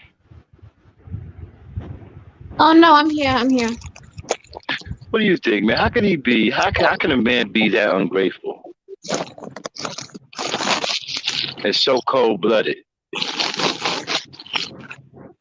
I think he just care about his platform and just tearing women down. Men get like men secretly that's what they want to see. They want to see women tear down. I think it's a self-esteem issue. Like the men feel like they're not good enough to get with these women or approach them. That when they see the woman being teared down, they're like, yeah, like it's like an ego thing for them. I It's mean, like sickening. but to say that giving birth doesn't make you special and any dog can shit out mutts, I could never say that to a woman. That's so fucking I mean, I have a I have a mother.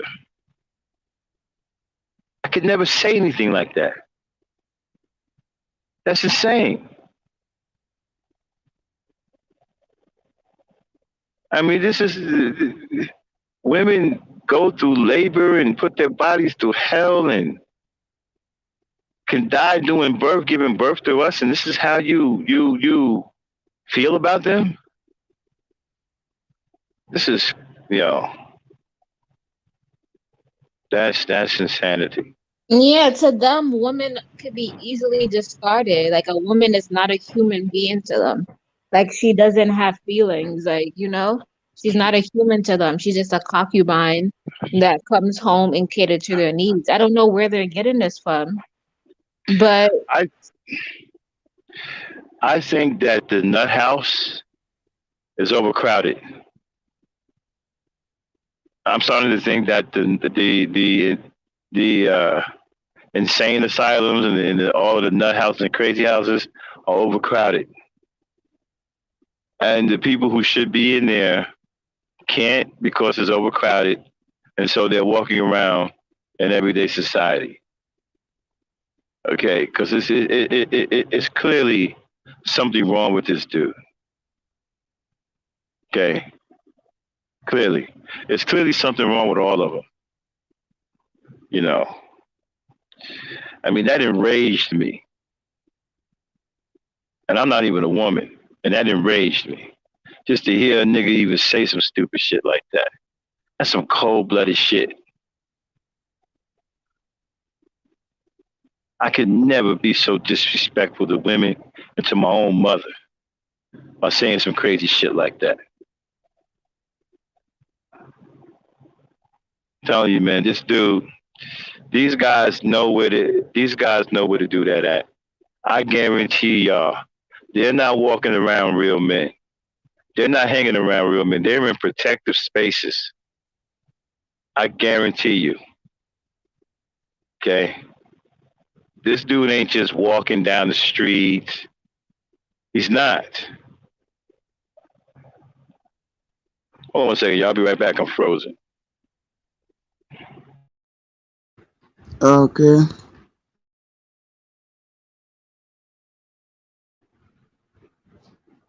Yeah, it's true because if a man like this talking about women all the time and he have nothing to say about men, but all the time talking that hey, women are this, women are this, women are not your problems. Women haven't done anything evil to you. So you have to even appreciate women even giving birth to you. Because if it is not a woman, how can you be in life? You understand? So you have to even appreciate all these things that your mama or the women have done to you.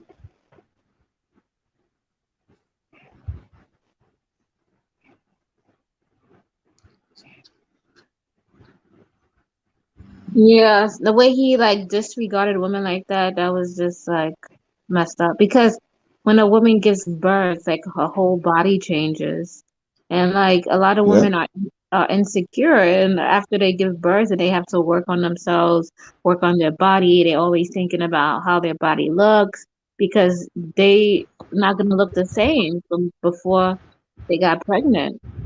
They might have stretch marks. Right. They're always concerned about their image, like and it's to put insult on top of injury. These men out here, all they talk about is the way a woman looks, and they never talk about the substance of a woman. Yeah, because a woman just can't give birth and then maybe he can turn into cripple or because of the baby that come out. And you know, you have to understand that look at all these things which is have been going on with most of the women who have turned into some bad situation whilst they went for labor to give birth. You doesn't even think about all these things. Somebody can just give birth and if you are not lucky, he's gonna lose his sight without seeing it again. All these things you don't even appreciate it. You know, when they say garbage like this, I be like, yo, they just proven Cynthia G right. Like every time they open up their mouth. Okay, is Organic Black still here? Organic Black, say something if you're in the chat. Hey, Organic Black. Want to find out what he's supposed to lie. You know what she's talking about? About what he lied about? You said he lied about something?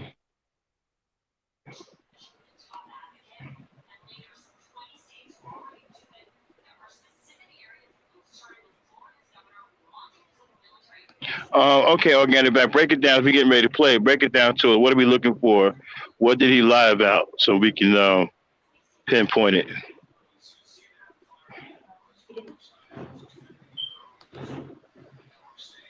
Uh-huh.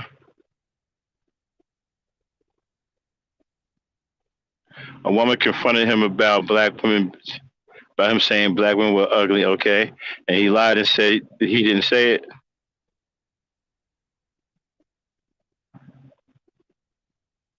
Okay, then you got it queued up.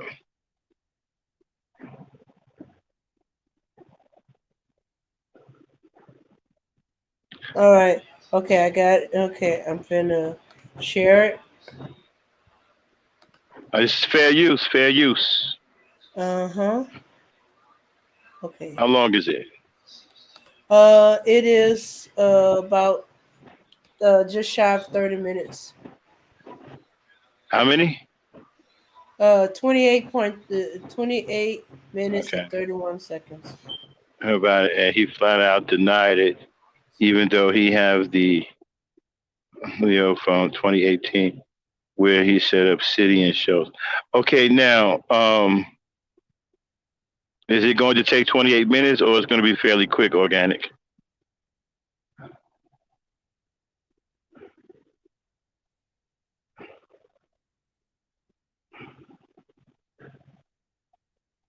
I get and play it then.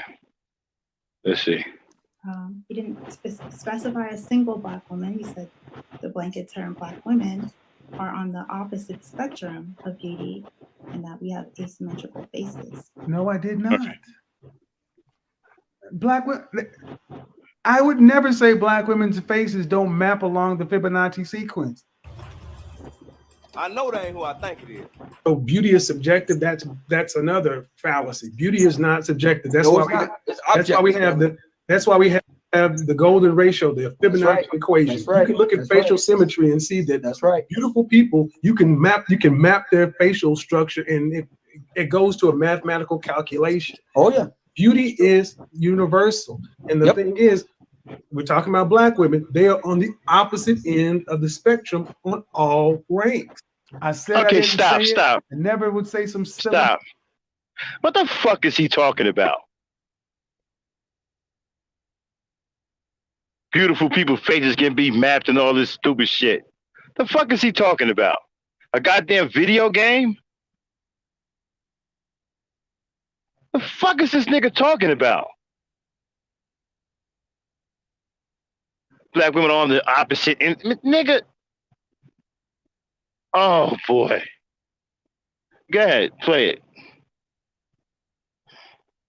Shit like that, it doesn't make mathematical sense. It doesn't make logical sense. I'm not going to be responsible for what somebody's. Well, I heard a clip. Okay.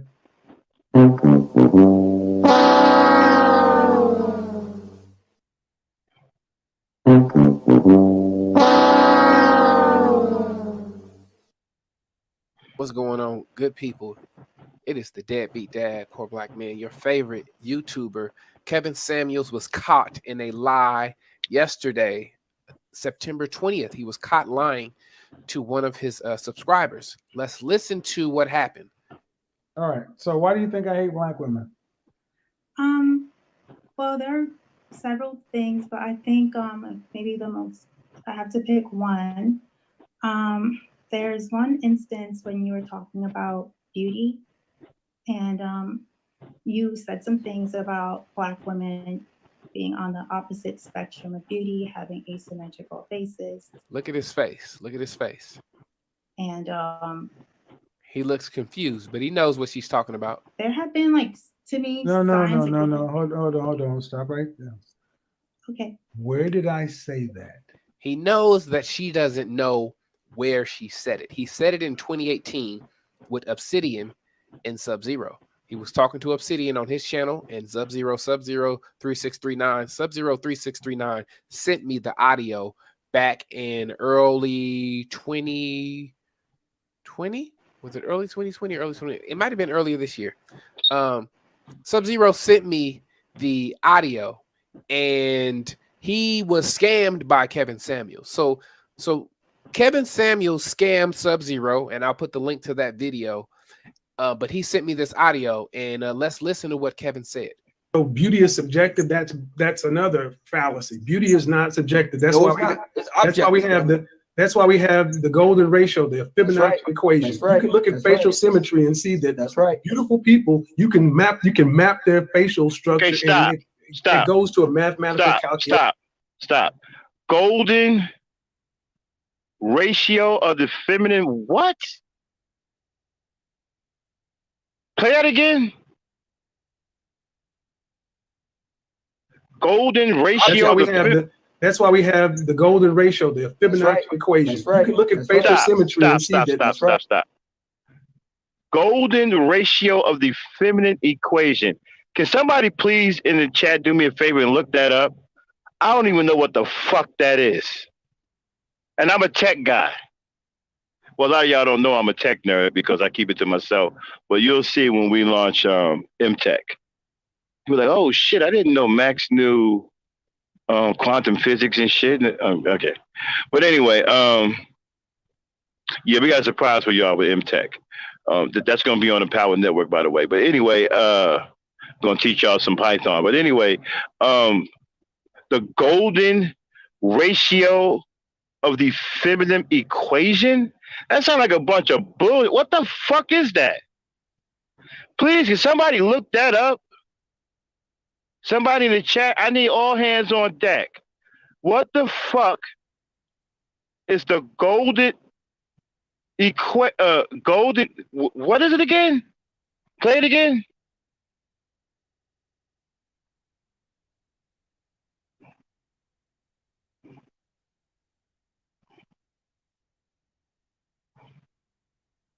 Let's listen to what Kevin said. So beauty is subjective. That's another fallacy. Beauty is not subjective. That's why we have the golden ratio, the Fibonacci equation. You can look at facial symmetry and see that. Beautiful people, you can map their facial structure, and it goes to a mathematical calculation. Golden ratio and the Fibonacci sequence. What the fuck is that?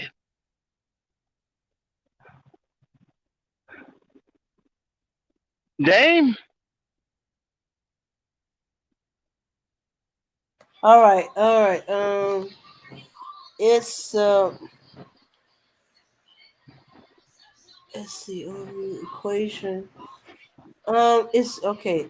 It's giving me the bonnet, but for Fibonacci. Number. As a Fibonacci number is in mathematics, the Fibonacci number commonly denotes capital F, small n, form a sequence called the. Oh, hold on. Let me just open that up all the way. Forms a sequence called the Fibonacci sequence. Such that each number is the sum of two preceding ones, starting from 0 and 1. That is. F0 equals 0, comma, F1 equals 1. And Fn equals Fn minus 1 plus Fn minus 2. Right. For n is greater than 1.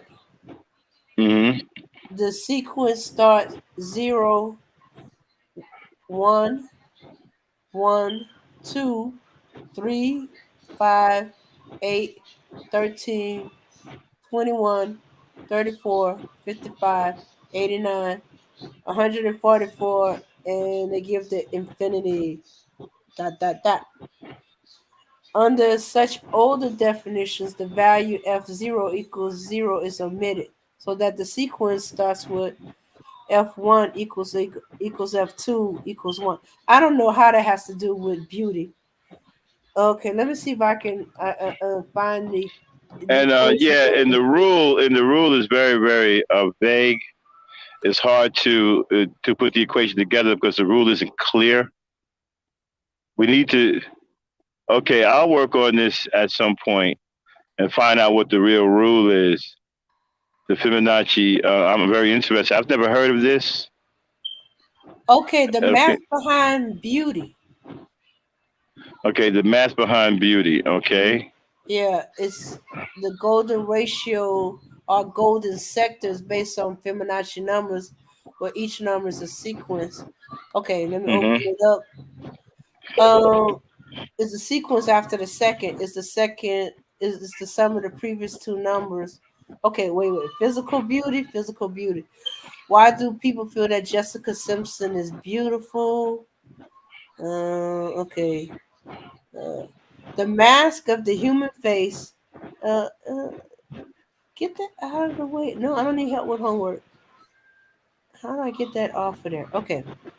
The mask of the human face is based on the golden ratio, the portion of the length of the nose and the position of the eyes and the length of the chin Okay. are claimed Okay. to Okay. perform some All right. aspect of I golden I I ratio. don't need to hear anymore.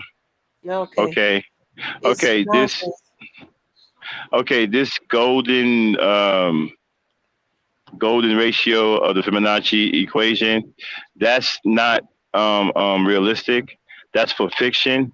That's something that probably people who are sculptors and artists can use to create beautiful drawings. Then go on mute. Mhm. Beautiful drawings and beautiful paintings and beautiful sculptures of people by going by this mathematical equation. This is not a realistic equation for people in real time. That is impossible because the face is constantly changing. You understand? So it's impossible to have a set mathematical equation that depicts the face at any given time. As a matter of fact, the fact that our mouths move, right, screws up the equation. The fact that you blow your nose or you squint your eyes screws up the equation. This equation is not dynamic in nature because it's more suited for artists and sculptors and painters. It's not supposed to be dynamic in nature. It's supposed to be a stationary, so that artists can paint beautiful pictures of people. Okay, this is not realistic. This is not a real time mathematical equation. It's impossible to have a non-dynamic mathematical equation that describes the beauty of one's face in real time. That is impossible because the face is always changing. The contour of the face is always changing. If you hold your breath in and poke out your cheeks, right? You've changed the mathematical equation. Therefore, you've changed your look. You see what I'm saying? So that would make the equation dynamic. And it's impossible to make a dynamic equation to fit a person's face in real time. So this equation can only be fiction suited for people who have a certain type of artistic profession, whether it be sculpture, painter, or artist.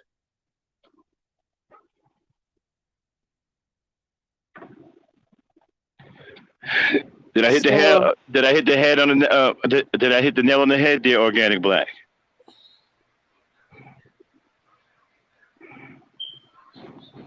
So basically, he's trying to set black women's standards by something that is fictional, suited for artists, sculptors, and painters. mhm. Okay, which makes him a freaking idiot. Yep. That's And he doesn't exactly. know what the fuck he's talking about. Okay?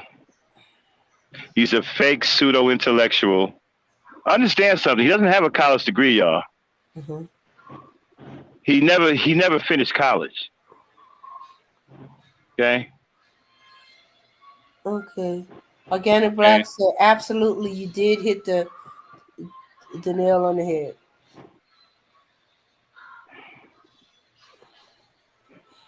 Exactly. In art, reaction. Exactly.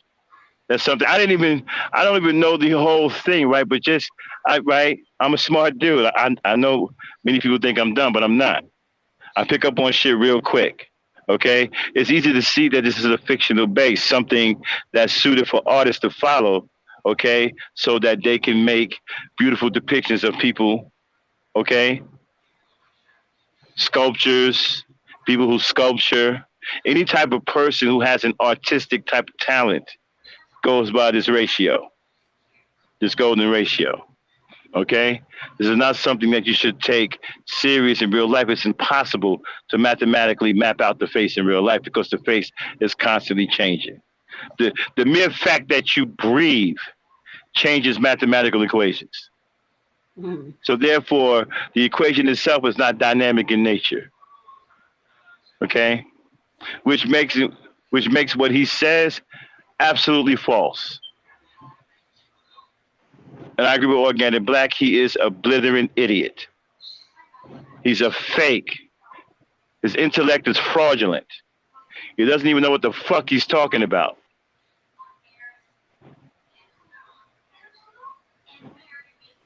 He's a pseudo intellectual. Fraudulent. Play it, Dane.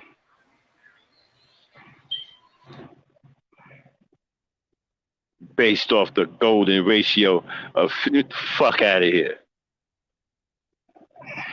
Oh yeah, beauty is universal, and the thing is, we're talking about black women. They are on the opposite end of the spectrum. Okay, stop. In all ranks. Now, again, he's not saying anything. See, all these guys are the same, right? The red pill guy, feminine guy, they all say the same shit. They just throw shit up against the fucking wall. Saying beauty is universal isn't saying anything. That's the same as saying that there's beautiful people all over the world, which is true. He hasn't said anything heavy. He hasn't said anything intellectual.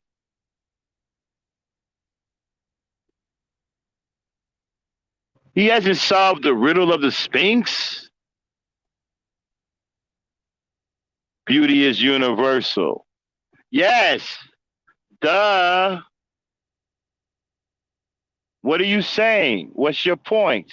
Yes, there's beautiful people all over the world. And your point is?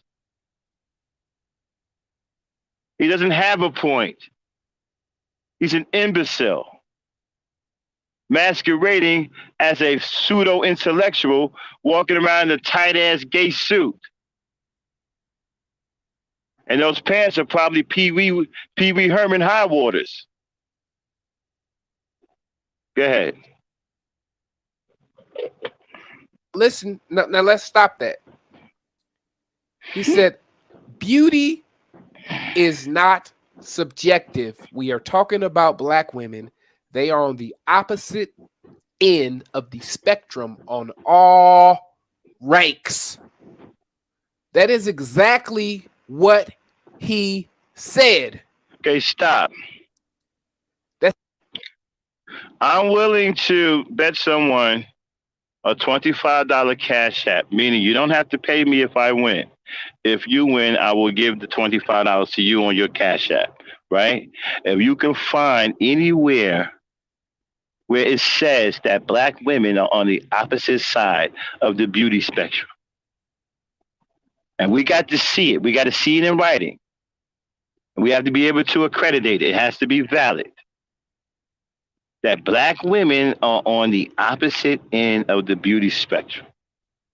We need to, if anybody can produce that, and once we validate it, I will give you a $25 cash app.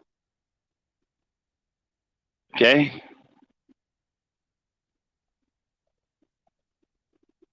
I bet you won't be able to find it because it doesn't exist.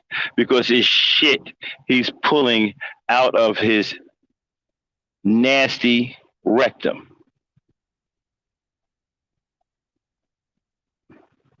Because he hates women.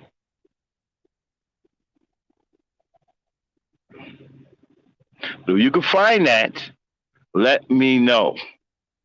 Let us know.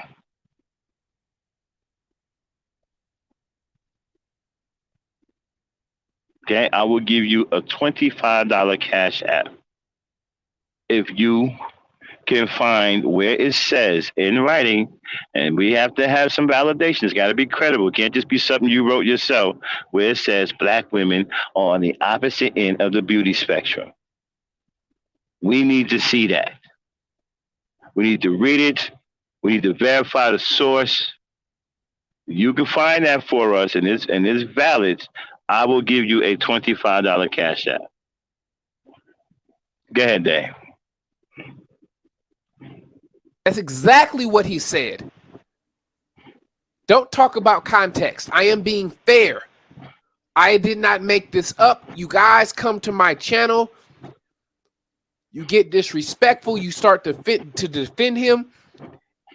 Nobody is lying on Kevin Samuels. This is what he was saying in 2018 before he found out he could make money off of women.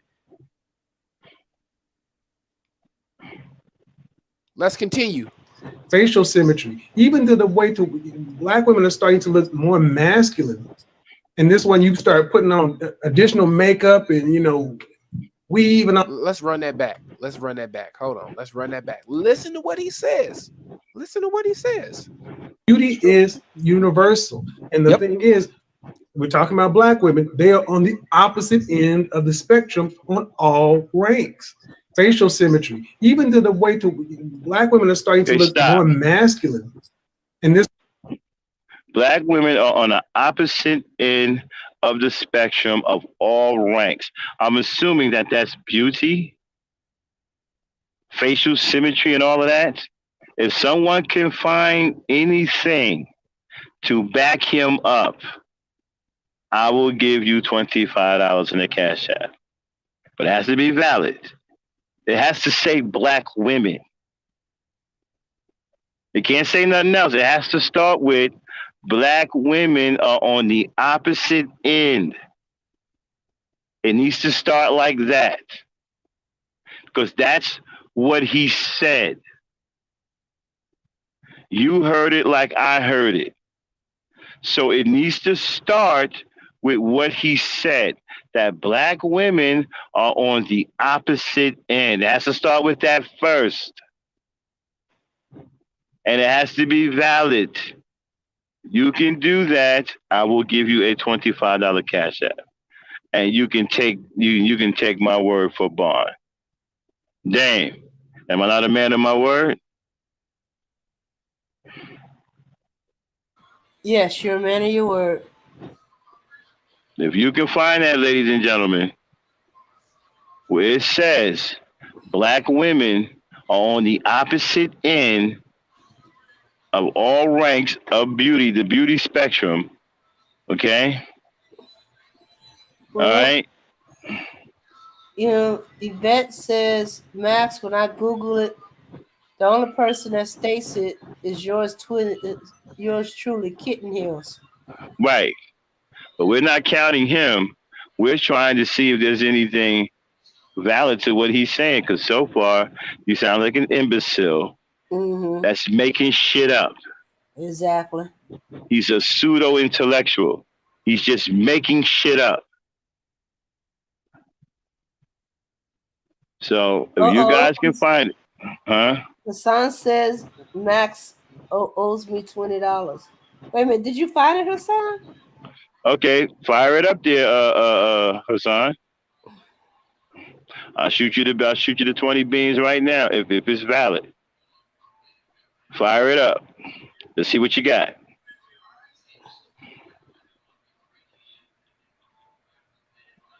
Oh, he over here playing. Oh, okay, he playing. All right, okay. Let's go ahead. All right. Okay. This one you start putting on additional makeup and weave and all this other kind of stuff to where guys are just saying, damn, and you're not even going to the gym to try to keep yourself in shape and you don't have a good attitude. I would rather not. Okay, So who are the guys that are saying this? Is well. Who are the guys who are saying? I don't hear anybody saying this. Well, first of all, where are these guys he keeps talking about? Okay. I mean, has he produced anybody on his show? One of these high value dudes who are talking about, hey, I don't like black women because they don't work out. Where are these guys at? He keeps talking about guys don't this and that. Who are these guys? I don't know any guys talking like that. Hassan, do you know any guys saying this shit? I don't know any fucking dudes talking like this. So who are these guys he's talking about? And Why then don't he produce? Huh? I was gonna say most times than not, if a woman is giving you attitude and being rude to you, chances are she doesn't like you. True indeed. But some guys are used to bad treatment. I guess it's childhood trauma or something, and they're attracted to women who treat them bad, and they try to change her or get her validation. See, that's what I love about ladies now. We have ladies here in the flesh. They can give it to you right now. They can tell you what it is. Mm-hmm. You know what I'm saying? You have a woman right here telling you what it is. That's what I love about ladies now. We don't have to go and pretend. We got real women right here telling you what the deal is. And like I said, I don't know. Who are these guys? This dude is always talking about, well, high value men don't want it. They don't want that. Who is they? Mm-hmm. Because you don't have no elite group of black men that fit the category that he's talking about. He can only be talking about white men. So is he saying that white men don't want black women? Probably most of them don't. Most racist white men don't want black women. And a lot of them do. So I want to know who is they? Who is they? Who are these dudes? Can he produce somebody? Because I've heard so-called high-value men come on other streams and diss Kevin Samuels. One was a white man who claimed that Kevin Samuels don't know any high-value men. Mm-hmm. So who is they? Who are these people? Who are these dudes? These guys that are saying black women are men. Every time, listen, the only people that I'm hearing saying that black women are masculine are these gay dudes like Kevin Samuels. I don't hear no other dudes talking about that. Gay dudes like Game Changer, these gay dudes in the Manosphere. These are the only ones I hear saying this stuff. I don't hear no straight males out here in the real world talking like that. And I talk to dudes all the time. I hang out, I drive my truck, I kick it with other drivers. I don't never hear this shit. And we talk about black when we talk about kids, we talk about family. I don't never hear this shit. I only hear that shit from these dudes. Go ahead, Dave. Okay.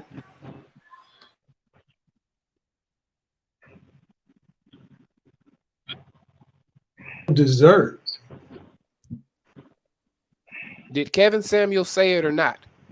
He's saying that he didn't. But what you guys don't understand is that Kevin Samuels has been on YouTube for a very long time.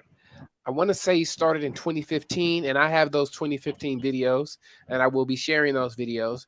But you have to understand that this man who's acting like he is high value and a man of exquisite taste, living a luxury life, this man was peddling money on GoFundMe in 2017 so that he could buy YouTube equipment. This is Kevin Samuels, right? And I'm going to get more into this video that he did last night where he lied, but I really want you to understand this man, that's the GoFundMe right there. It was created February of 2017. February of 2017. He posted about it last in September of 2017. He only made $515, saying that he was going to start a training academy for young men and for YouTube enhancing, right? Right? You can screenshot this if you want to and read it yourself. He was supposed to start a training academy for young boys and buy YouTube equipment. This man is not this high value, high money earning person that you think he is. He didn't get quote unquote successful on YouTube until 2020 when he went viral, right? And this is the man that's always talking about image.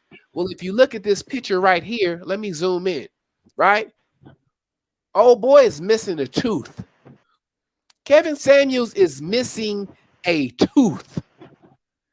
How are you this high value image consultant when you can't even afford proper dental care? Hey, you know what? Stop. That's a good observation because there's something else I'm trying to figure out. Okay, you just went viral. You've been on Vlad TV. Okay, and then you took a picture with a fake Ferrari. Okay, that's one. Two, what's with the razor stubbled beard? I don't get that. Excuse me. I honestly don't get that. Hey Polo. Hey Polo. What's with the razor stubbled beard? This dude can't shave his beard? He can't make a goatee. He can't buy clippers with all this money he made? What the fuck's up with the fucking old ass Mr. Gray look?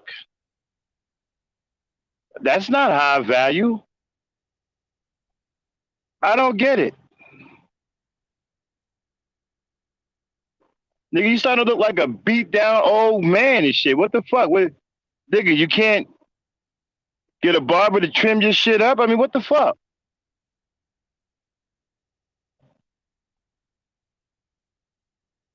Hey, you know what I'm saying? We men, Polo know what I'm talking about. We men, nigga. You can't get nobody to line your shit up? What the fuck?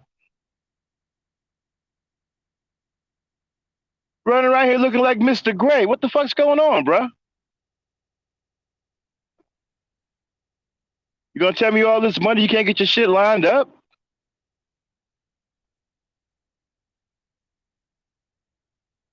I can't get past that. Paul don't know what I'm talking about. Hassan don't know what I'm talking about. Nigga, you can't get your shit edged up. What the fuck's you doing? Looking like an old grumple stillskin and shit. Trying to talk to young women. I know they on some ill. Nigga, you look like grumple stillskin. What's with the razor stubble, my nigga?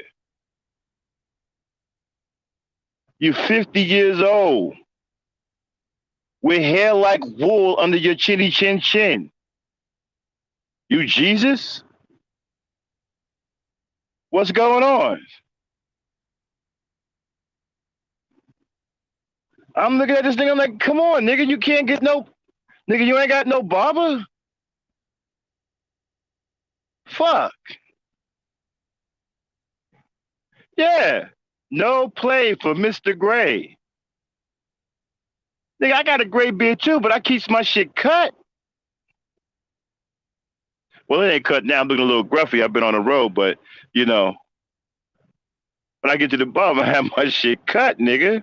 Been walking around here with no fucking gray fucking woolly ass fucking beard under my chin. Fuck wrong with you? What the fuck's the matter with you, dog? You sitting up here talking high value looking like that? Nigga, you look crazy as hell. And real niggas know what I'm talking about. Nigga, you look crazy as hell. What's the matter with you? Walking around here looking crazy like that. With all these barbers out here. Damn, nigga, if you ain't got no clippers to cut your own shit, hire a goddamn barber. You got all of the money?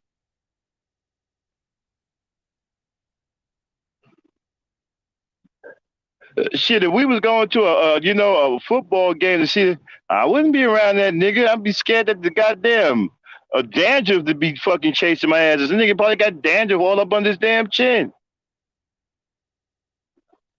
Flaky ass nigga.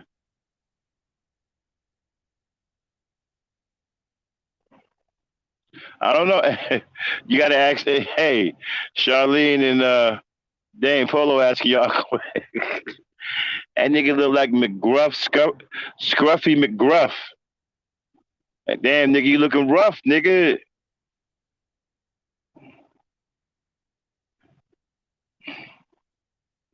Go ahead, Dame, play it. We gotta hurry up with this one. We gotta get to our last one, which is going to be the blockbuster. Dame. Come on now. I don't believe it. Don't believe the hype. But let's get back into it. I'm sorry. Let's go. Okay. Well, then maybe you can clarify what you meant when you said we're on the opposite spectrum of beauty. I didn't say you're on the opposite spectrum of beauty. You see him tensing up? Look at his body language. Beauty. Wow, he just told a big ass lie. Let me rewind it. I didn't say you're on the opposite spectrum of beauty. I didn't say you're on the opposite spectrum of beauty. I wouldn't say that. Beauty is universal. And the thing is, we're talking about black women. They are on the opposite end of the spectrum on all ranks. Wow, you facial symmetry. Even to the way black women are starting to look more masculine. Why is he lying? Oh, wow, boy, you lying. Fucking homophobic liar, yo. God damn, dude. That was a enormous lie. Wow. And you got the razor stubble. So that makes it even bigger lie. You lying with the razor stubble. With the hair like wool under your chinny chin, nigga. Wow. That was a huge lie.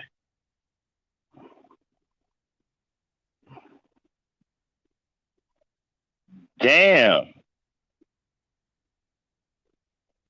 Can I say something? Uh-huh. How like these men, they talk so bad about you. He just infertly he dissed us, and he tried to sweep it underneath the rug, and yet we're supposed to be loving and happy to see them and be feminine and nice to them. Like, why would I do that to somebody who views me in such a manner? And then, you know what? It's hard. It's getting harder for you to be feminine around them because they're trying to outdo you in femininity. I just got into it with a dude earlier yesterday whose wife left him because he's so feminine. She felt like a man. Yo, I came on here to talk to you about that guy. What was his name? But General. The General, yeah. Yo, he has no reason to talk. He even went on a live and talked about how his daughter is a single mom, and he is so mad, and he spoke so bad about his daughter because she had a baby outside of marriage. He seemed like he disowned his daughter. And he's trying to spit all of this hate on top of other black women. I think I had a bad altercation with him in one of these Manosphere spaces, and I was like, he needs to be dragged. Yeah, he mad because one morning his wife left out the house with long hair and came back with a flat top and combat boots and kicked his feminine ass out the house and told him that she wanted a divorce. Was she black And or? yeah, yeah, that's the one where he screwed up her psyche because he's so much of a feminine dude that she felt masculine. I mean, it's bad when you married, right? And you so damn feminine that your wife her mind starts bugging the fuck out, and she start thinking she's a man. Where they do that at, peeps? I That's don't fucking know. crazy. That's fucking crazy. You know what I'm saying? And then you get on fucking panels with women and start gossiping about dudes' physical features. How gay is that? Yes, and he just kept going. I remember I was on the panel with him, and I told him, yes, I'm a mom and I have a son, and he just went off on me talking about why did I get pregnant? Why did I do that? Motherfucker, Huh. this happened like 8 years ago. I don't have to answer to you. Like, who Yeah, are man. you to question me about that? I mean, Like, that nigga, yo, I'll be like, that, listen, I'm a single mom with my son, and I'm doing better than half of these niggas out here in general. wow. Okay, we just saw the lie. We don't need to see no more. I mean, dude is a fucking liar, and that's the way we're gonna start. But now that we got the evidence, the empirical data, and we heard it from his own mouth, we are now, when we address this dude, we will be putting liar behind it.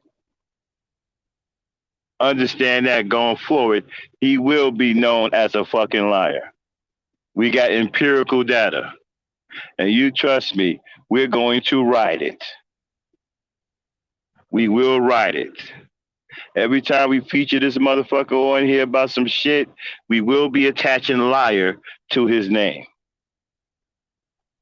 Okay, Dame, you got that that music break real quick? You got it? Oh, okay. Uh, yeah. Okay, Okay. let me know when you got it. We're gonna take a quick music break, y'all. When we come back, we're gonna come back with our last topic, which is going to be big. And some of you might be upset, but we saved the best for last. When we come back with the final part of the show, okay, and the last part of the poison ideology. Oh no, okay, we can't even get to Donovan Sharpe because it's too late. It's too late to do Donovan Sharpe, right? Mhm. All right, Yeah. we'll do Donovan Sharpe another time. We're gonna get to Mr. Bernard Riley, okay? Because that's big. All right. So okay, then you got the music queued up. Yes. Here we All go. right, y'all. We're gonna go to a quick break, and when we come back, okay, y'all go to the bathroom, stretch, get your libations or whatever. Because trust me, you in for a. We saved the best for last, okay? Mr. Bernard Riley is up next here on the Every Star Network. This is a ladies' night, and we'll be back after this music break. Drop it, Dane.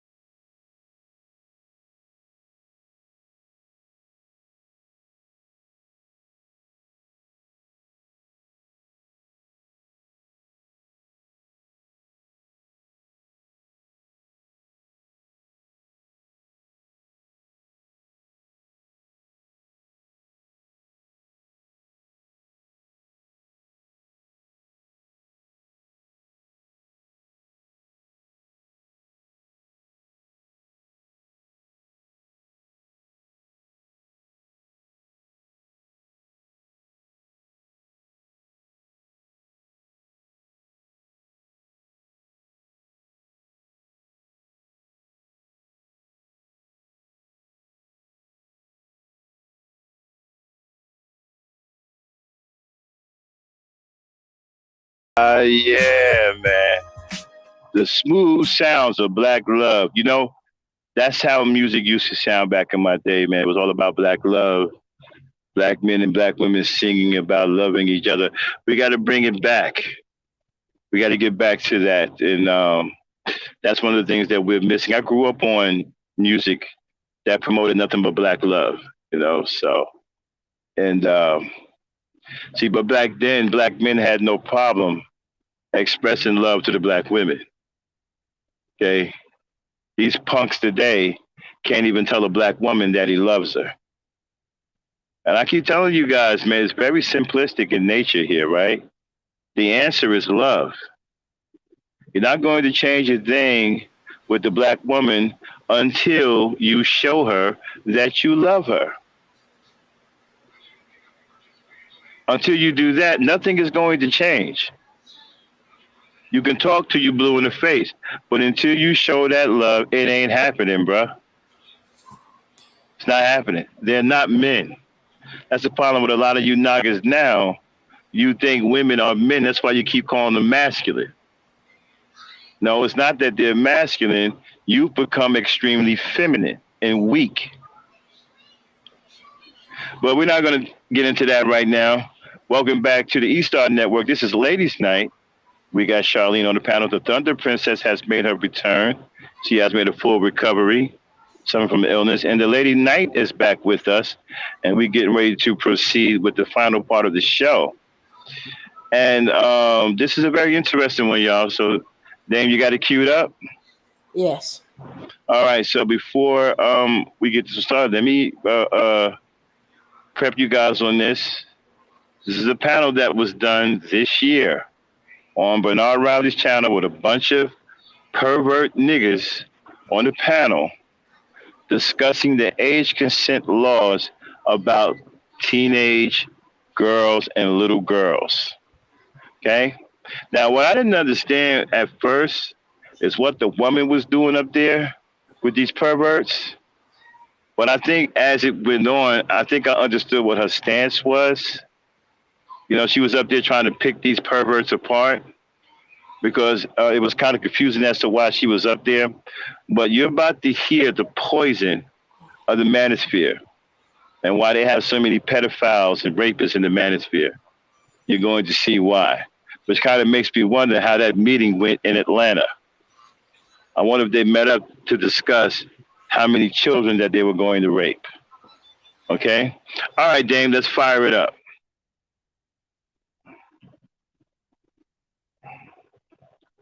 All right, here we go. She was 18. There you go.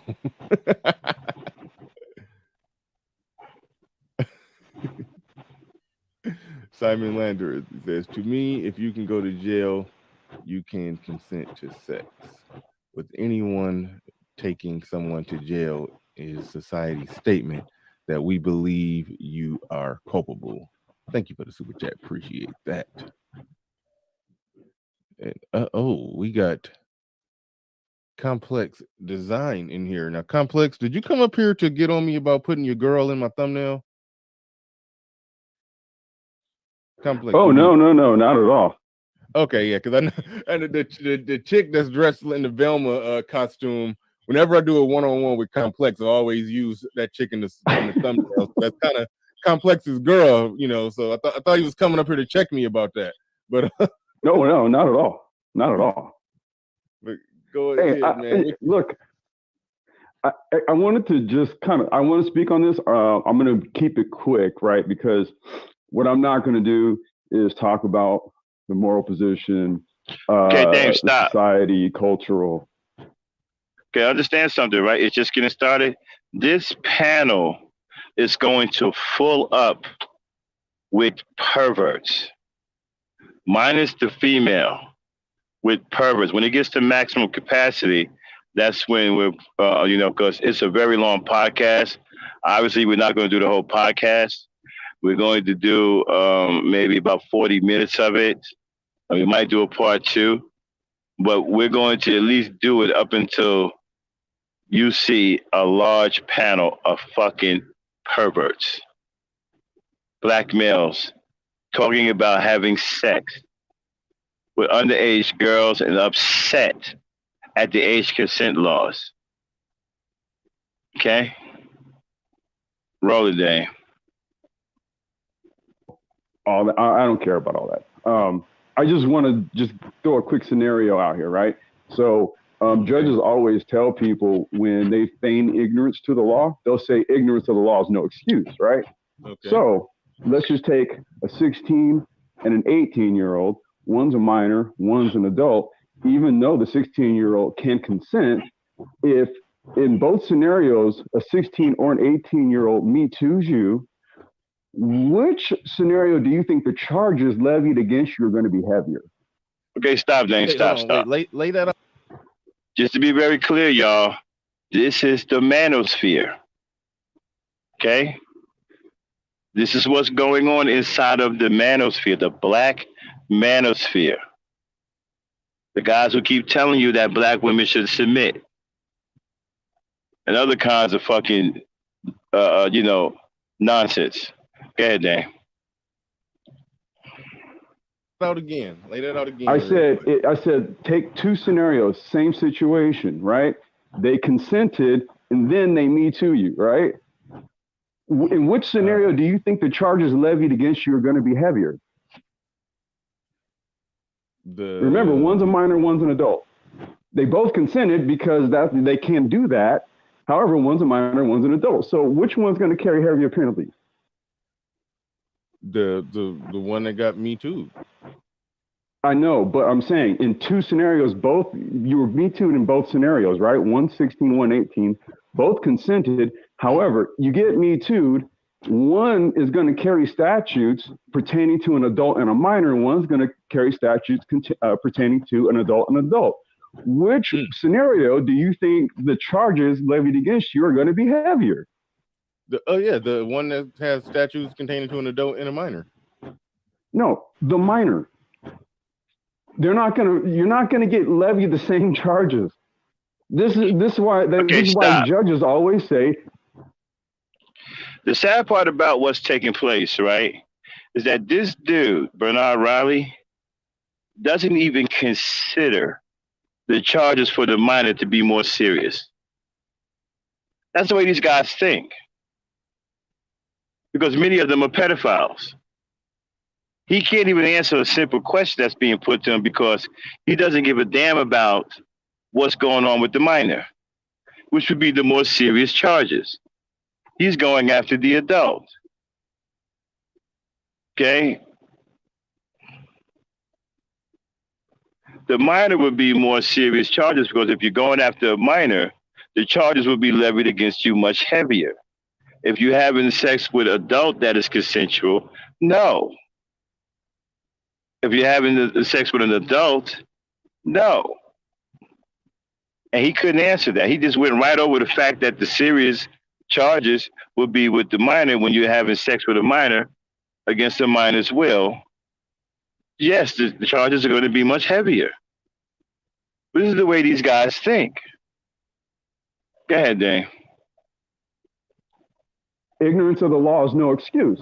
Yes, the law says that 16 can consent, but the law also says a 16-year-old is a minor. Okay, Ignorance stop. of the law is no excuse. So all I'm saying is.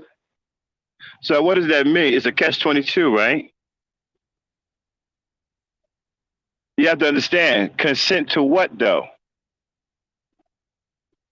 Because 16 is still underage. Just because a child can consent, that doesn't necessarily mean that you can have sex with that child. And so these guys take it because many of them are pedophiles. They think because the child is old enough to consent, they're old enough to have sex. And it's going to get worse, y'all. Mm-hmm. Okay? Go ahead. Then you want to say something? Yeah. Mm-hmm. This agent of consent thing. I don't know why they talking about it. In fact, some of them are talking about that it should be lower because back in the day, 12-year-olds could get married. Right. We're going to get to that. We don't want to put the cart before the horse yet. Okay. Okay. We want to really paint the picture of how devilish these guys really are. You know, many of these guys in the Manosphere are nothing but pedophiles and rapists, using the Manosphere as a safe haven. Okay? Play it. But the law also says a 16-year-old is a minor. Ignorance of the law is no excuse. So all I'm saying is, play that game if you like. I'm not even coming up here from a moral position. I'm literally coming up here from a legal position. I'm like, you do realize at the end of the day, that's still a minor. So, yeah, I don't think it's worth it, me personally. That's my personal position. Right. But, you know, I'll let. So what is that telling you? A 16-year-old can consent, but a 16-year-old is still a minor. See, that's the setup. The law doesn't say that that because he can consent doesn't mean that you can have sex with her. Because even though she consent, right, people still get in trouble for having sex with a 16-year-old if you're an adult. Now, what they don't understand is when they mean that a 16-year-old can consent to sex, they mean to other 16-year-olds or other underage kids like 17-year-olds. That wouldn't include an 18-year-old or above because he's still a minor. So these pedophiles, they have a mental block because they're sexual deviants. So if she can consent, it doesn't mean that she can consent to an adult. That only covers her age and maybe one age higher, which is 17. So if a 17-year-old has sex with her, she consented, then that would be different because a 17-year-old is also a minor. Also, it doesn't mean that some 40-year-old can have sex with her. But that's the way these perverts think. Oh, well, she can consent. I'm 39. I'm going to have sex with her. And you're going to jail. Not to mention, they better look a little bit more closely at them consent laws. I think some of them consent laws is saying that at 16 she can consent to get married, not that she can consent to have sex. So that's you better look a little more closely at them laws. Right. It's a dangerous, slippery slope. These guys are too fucking dumb to really see what the law says. And in some places, it just means that she can have sex with someone one age higher, which would be 17. Doesn't mean that you're 40 and 50 and you're having sex with a 16-year-old. No, you're going to jail. Because under the laws, she's still a minor. That's why you're going to jail. Go ahead, Dane. All right. Let everybody take the moral and everything else. I just wanted to throw that scenario out there. Yeah, no, yeah, I hear what you're saying. I got a little confused by it for a second, but I think I got it. I'm saying, like, if you okay, and an 18-year-old consents to sex with you, and a 16-year-old also consents to sex with you, and because both can legally do so, I guess it's not a problem, right? However, I'm saying in both scenarios also, if one Me Too's you versus the other, one's going to carry harsher penalties than the other. Guess which one is going to carry harsher penalties? The one with the 16-year-old. minor. There's a whole different set of legal statutes pertaining to any kind of relations between adult and minors versus adults and adults. That's the gotcha. Remember, judges always tell you ignorance of the law is no excuse. So now, with that being said, I'll let you guys have the moral conversation and the cultural and the everything else. Right on. No, thanks for the commentary. Stop it.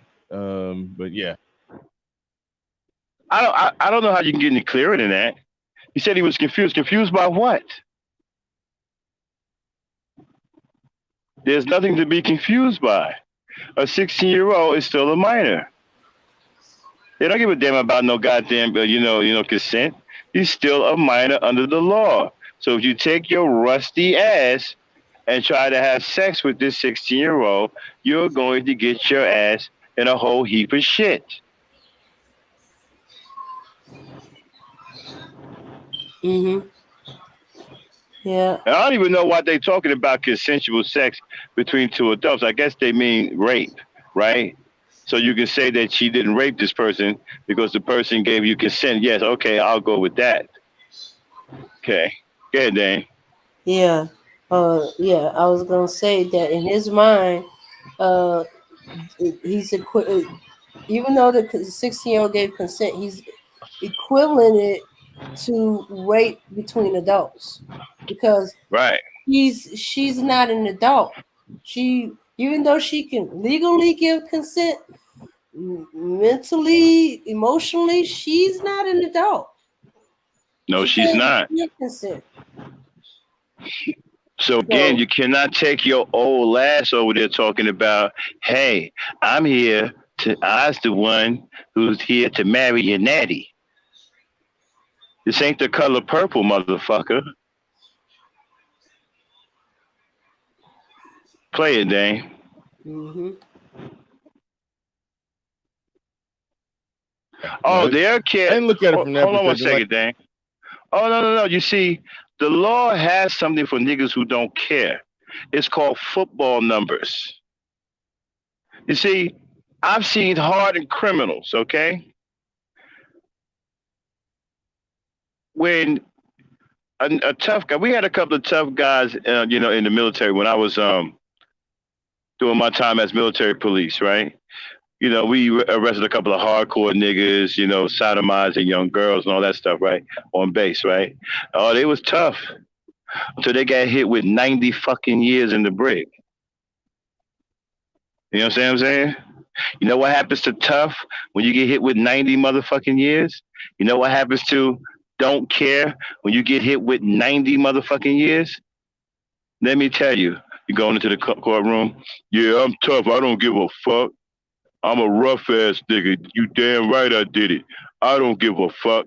90 years. Oh my God, 90 years. What am I supposed to do?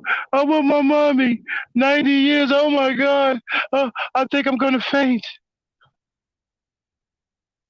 That's what happens to I don't care. And tough guys when you get hit with 90 plus years.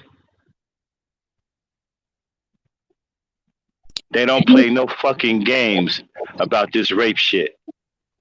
They will knock your motherfucking life off with time. Oh, and I bet you cares in when your ass sits in the goddamn clink for 170 years. Okay, somebody want to say something? I was gonna say like these people really support him. Like these guys out here support him, and yes, people want. And look, he got super chat. He got a super yes. chat of $30, $100, and $50, and they support this rhetoric of taking advantage of the. God bless you, Charlene. I'm glad you said that. I've been saying this shit for a while, but people keep thinking that I'm hating because we ain't getting cash apps. No. Why are they being supported? I'm glad she said it. I'm glad somebody else see it. Why are you niggas supporting these dudes? Why?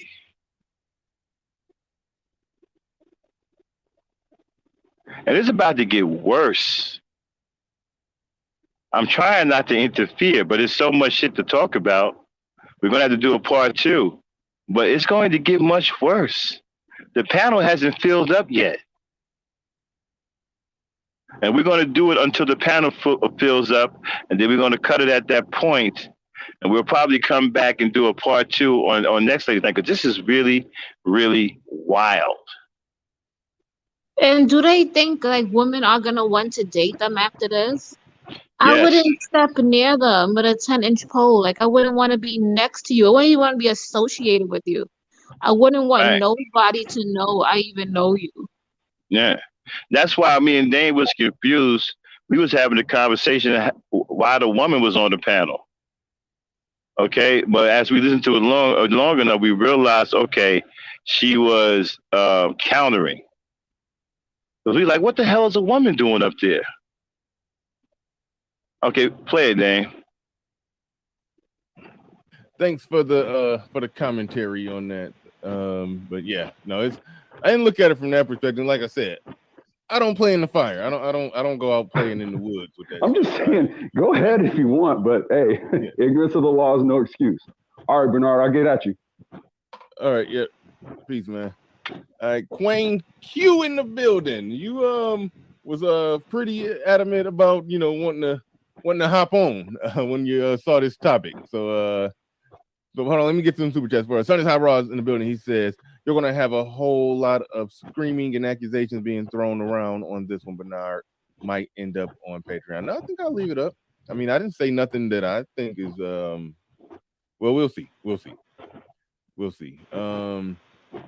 Shout out to Sonny's Hot Rods. Shout out to Ace in Spades. Apply Romeo and Juliet laws.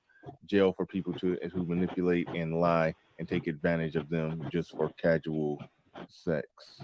Pernu Minhir. Friend in early 30s met 18-year-old. Parents were against, so he just stayed friends with her. She got pregnant by Pookie. Friend was at hospital for birth of baby. Then her parents were all for him getting with her. Too late. Damn. That's a Manosphere story out of this. Yeah.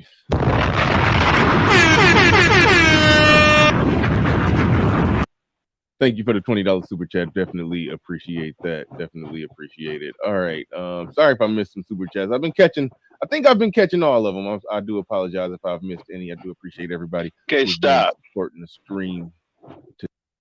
Look how disgusting this is, right? Do you see the financial support that they put behind pieces of shit like this? What's wrong with us? What the fuck is wrong with us when we support motherfuckers like this? Kevin Samuels, Donavon Sharpe, Tommy Sotomayor, and it goes on. Red Pill Supreme, and it goes on and on and on. What the fuck is wrong with us? And then these guys do nothing but shit on you and brag about how much money they got because they're exploiting you. They fucking hate you. They hate their children. They hate you too. And yet we keep supporting them. And here we got good people who are trying to do the right thing.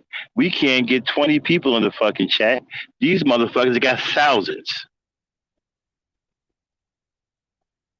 Thousands.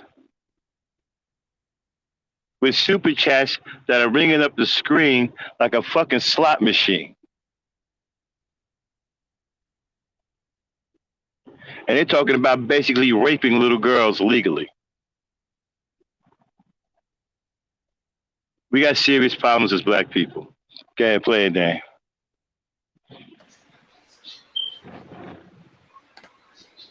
Hi, Kimberly. We appreciate everybody who's been supporting the stream today. We'll try to find them. All right, good. We got it.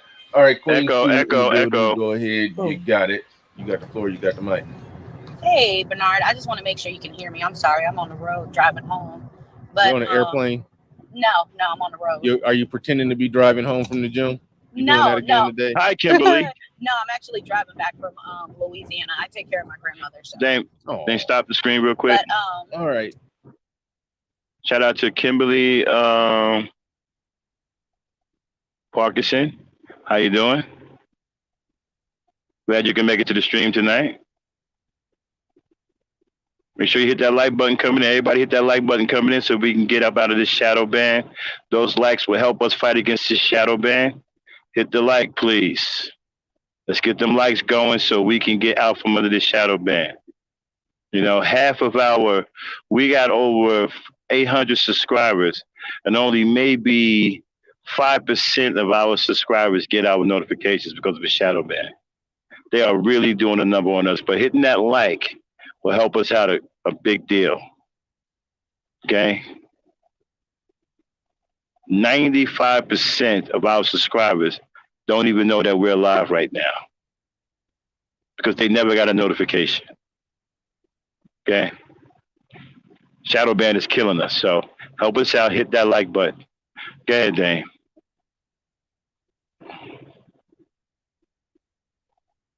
You got the floor. You got the mic. Hey, Bernard, I just want to make sure you can hear me. I'm sorry. I'm on the road. Stop. I'm sorry. Stop. But, and our subscribers, people, are real people. We have organic growth here. We don't have fake subscriptions. We don't buy subscriptions. Our 800 subscribers are actually real people. Real people.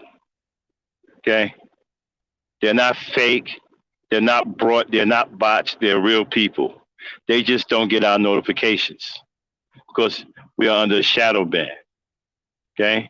But you can help us out by hitting the like button. Okay? Go ahead, Dave.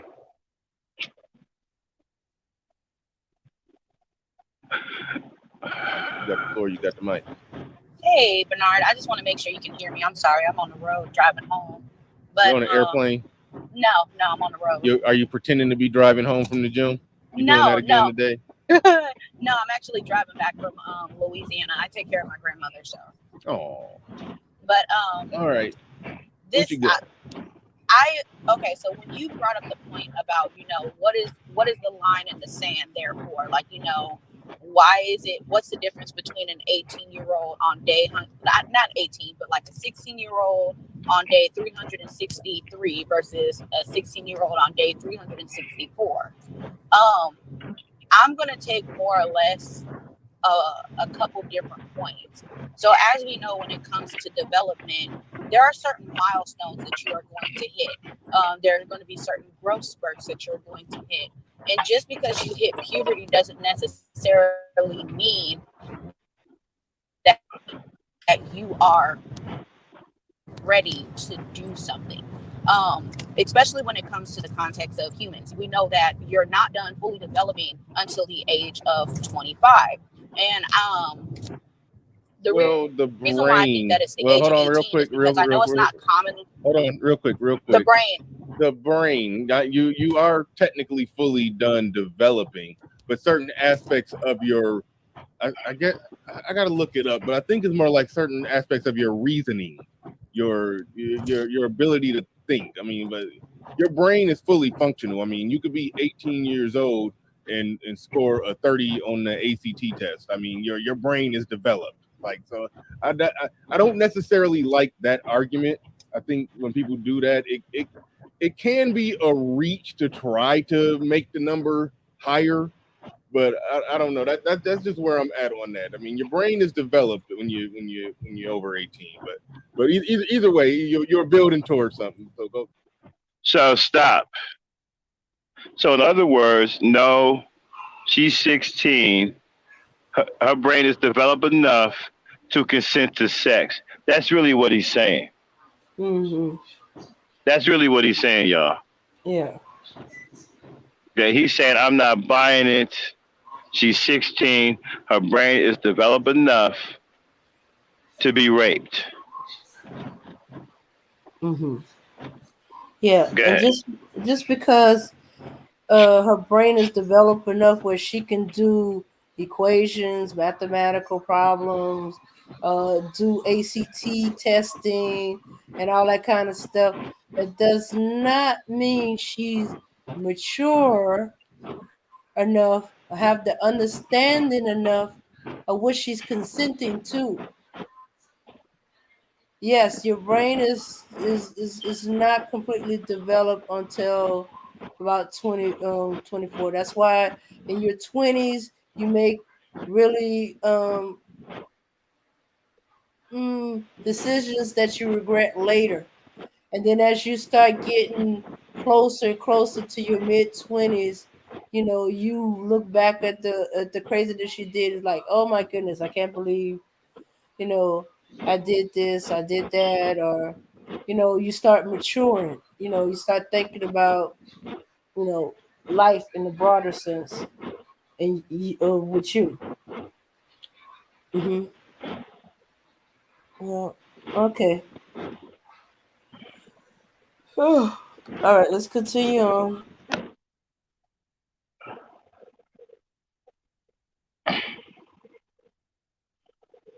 Well, the reality is most people don't realize is that they go through another growth spurt typically after the age of 18. It usually hits about 19 and 20. Some people call it a second puberty. I don't know why they call it that, but that's what some medical people call it. It's just a second puberty, but you actually go through another and a final growth spurt at the age of 19 to 20. So that's typically where, we all heard the cases where we've seen the girl in school who was like flat, really didn't develop too well. But then when you see her later on when she's 22, she done got booty, she done got hips, she done got boobs. That's that second puberty that typically tends to happen along with the brain development. Now, me personally, I agree with what SKC was saying, was in today's society, there's a lot more to do with maturity than what it took back then. A lot of the times back then, it was a lot simpler. And we have to look at the context of back then when you talk about these young girls, they were taking care of babies by the age of 10. Even if it wasn't their own children, they helped. They like back then, what all you needed to do as a woman was be able to give birth, like you said, breastfeed, and know how to care for children.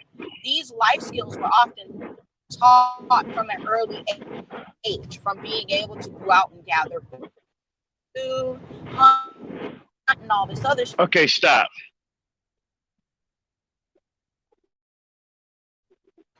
Mm-hmm. Okay, what to go out and hunt and gather food?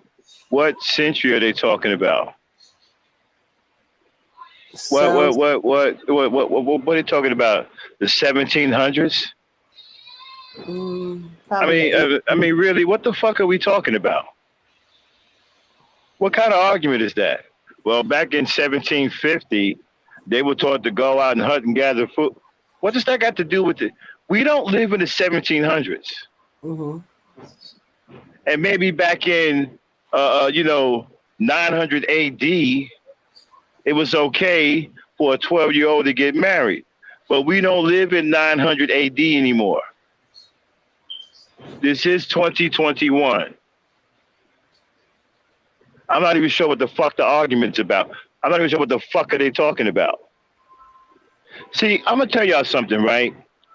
These overly bloated, self-appointed, intellectuals, y'all have to really listen to what the fuck they're talking about. A lot of the shit they talk about is absolute BS. And probably 3% of what they're saying actually makes any goddamn real sense. 97% of what they say is absolute garbage. You're just not listening. You're caught up in hype. You're caught up in names. You're caught up in articulation. You're not really listening. An argument about 2,000 years ago is not relevant today. What they did in 1745 has no bearing on today. So in 1712, if the average age of a woman was 12, well, okay, that was back in 1712. That's not what it is today. Again, a bullshit argument to justify pedophilia. Dane? Not to mention, as they had discovered when a lot of these young girls have died in childbirth, um, their body were not developed enough to be given birth that soon. But they won't tell you that, right? Because they don't give a damn. Well, I don't care if her body was developed or not. She was old enough to consent. The law said that she can consent to sex. Yeah, play it. Okay.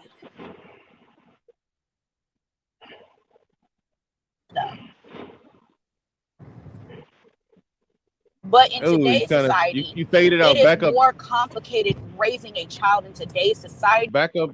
Hold on. Back up a cent. Yeah, I knew she was about to drop because she had started borging pretty bad. What's up, Bernard? What's up, J.I.? I'm gonna go to JB first, but hold on, before I go to JB, shout out to Charles Merchant in the building. He says decades ago, 16 to 18-year-old was considered for motherhood because she was mature. The modern women are admitting that they failed their daughters because of their current immaturity. Yeah, and that speaks to the point that Queen Q was kind of building to. She kind of that 25-year-old that talking about, I'm the sorry, frontal stop. lobe fully developing. So you're saying decades ago, the average age was 16 and 18 because the girls were mature. And so the modern day woman is admitting that they failed their daughters because of their immaturity? What? What? I don't understand something. How is it that these niggas know so much about what's going on in a woman's life? How? How do you know all of these things? So don't you have a life to live? The modern day woman failed her daughters because of their immaturity? And you think the nigga isn't immature? I can show you 40-year-old adolescents right now. Do I have to show you the pump and dump video? Do I have to go there when it comes down to maturity? Do I have to show you this dude named Red Dress Supreme, who's almost 40 years old and dresses like a juvenile and talks like a blithering idiot, has the mentality of a spoiled child? Do I have to point to the men that have come on this panel who sounded like they were 18 years old, but they were 30? I mean, do they really want to have that conversation with someone who can actually fire back? Dan, you think they want that conversation?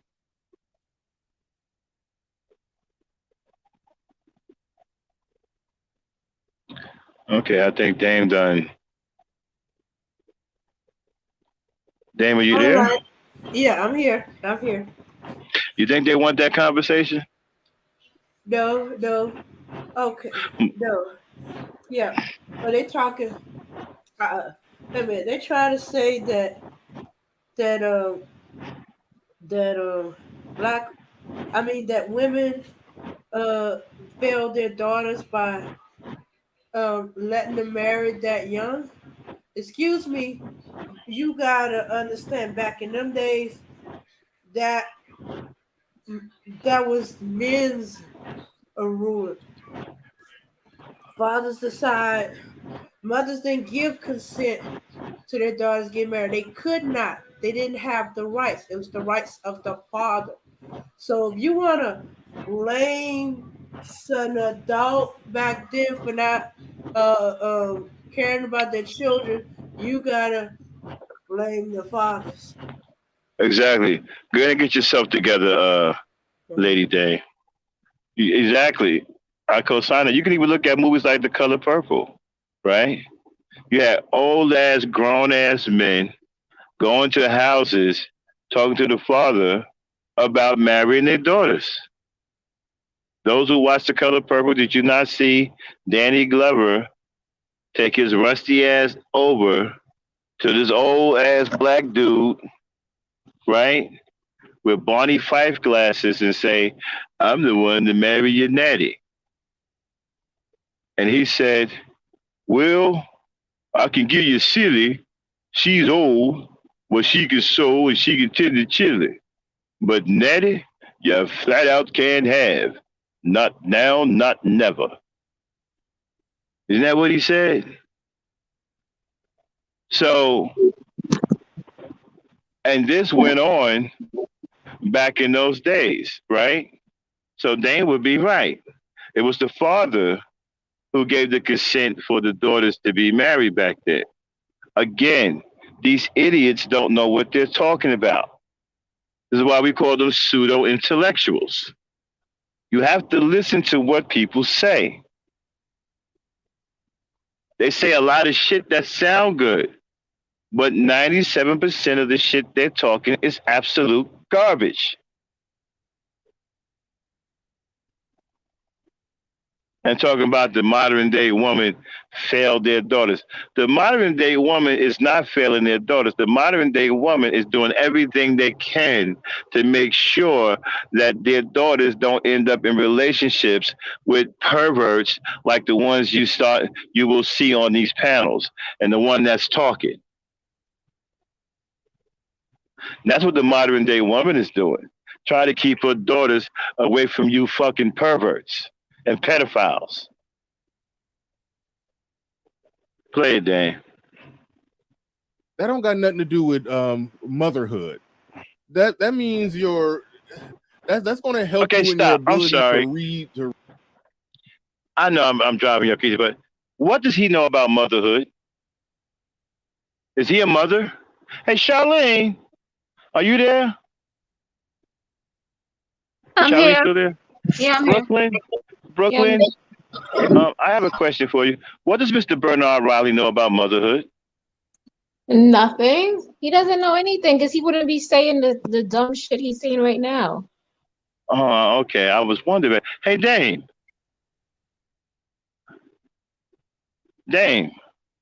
Okay, she's maybe she's a little Yeah, running away. I'm here.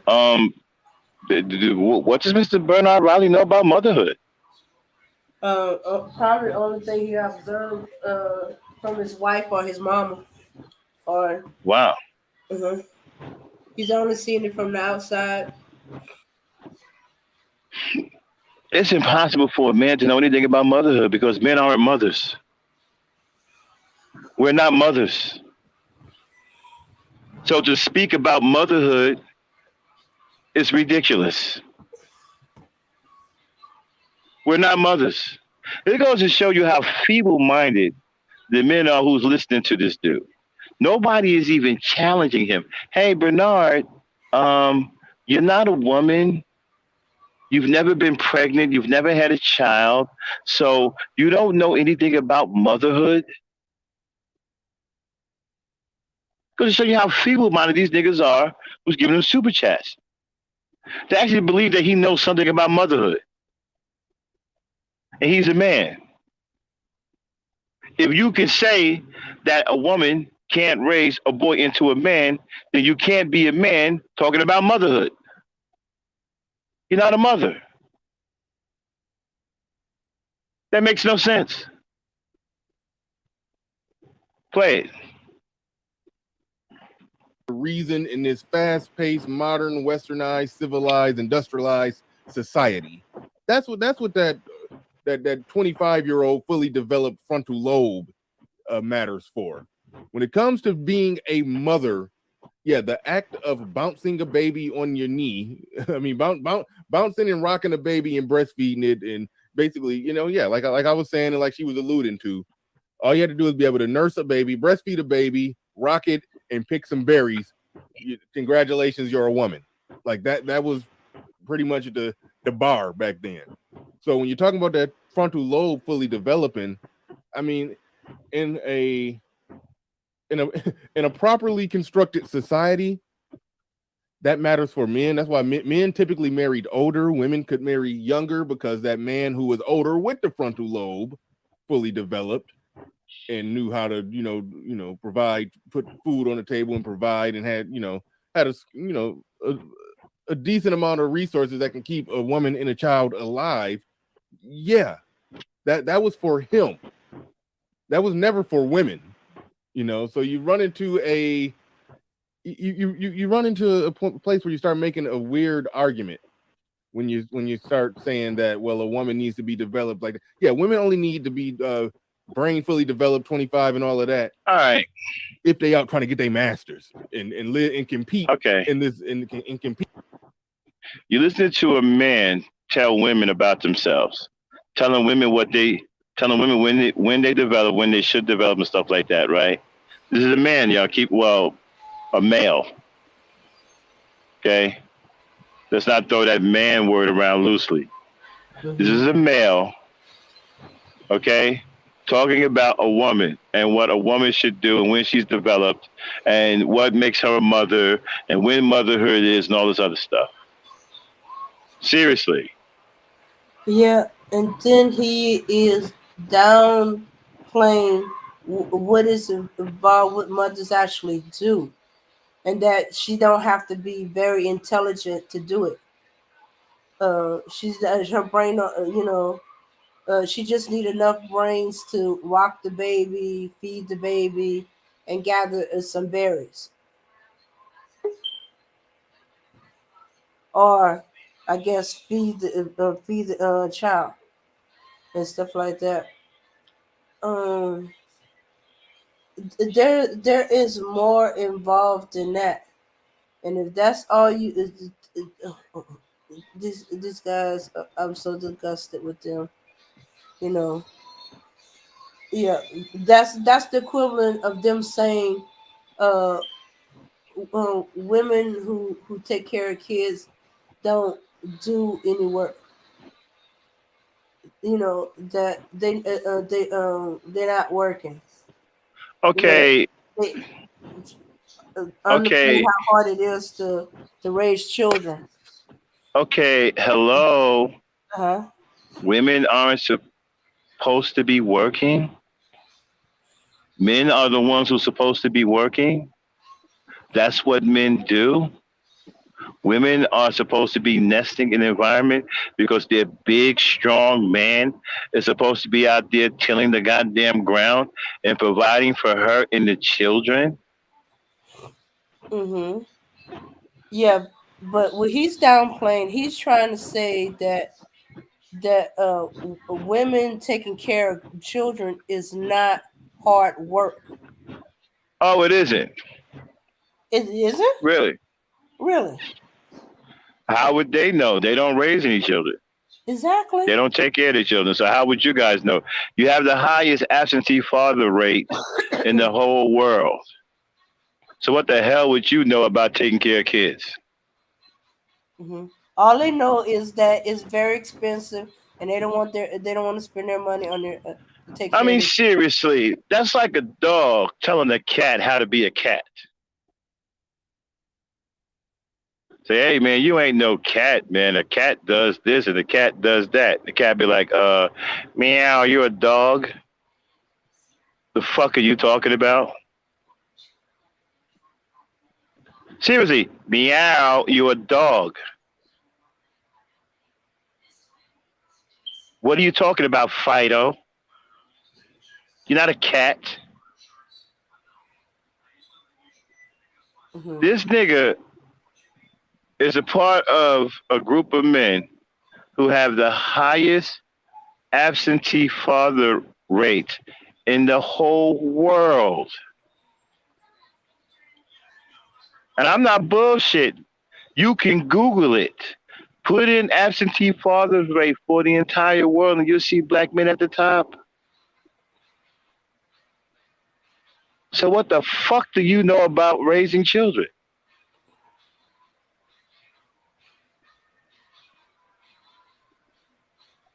They ain't hit it. Mm-hmm. compete in the man's world doing man stuff. If they beating their chest, grabbing their nuts, yeah, that 25-year-old frontal lobe fully developed matters. But if they're being traditionally what women have been since history, that doesn't matter as much. And I don't think you can make an argument for legal age of consent or average that into the equation when you're talking about making a decision to have sex. I don't necessarily buy that. Okay, stop. I don't necessarily buy that, but go. Anybody just understood what the fuck he said? I heard the part where he tried to downplay the intelligence you need to raise children. I'm not even sure what the hell he's talking about at this point. The frontal lobe, and you're beating your chest, holding your nuts, and you can consider. What is he even talking about? He's talking about, as a man, you need that maturity. But as a woman, to give consent or give birth, or or take care of children, you don't need that frontal lobe to be fully developed. And he knows this because he's a woman? Wait a minute. And he knows this for sure because he's a woman?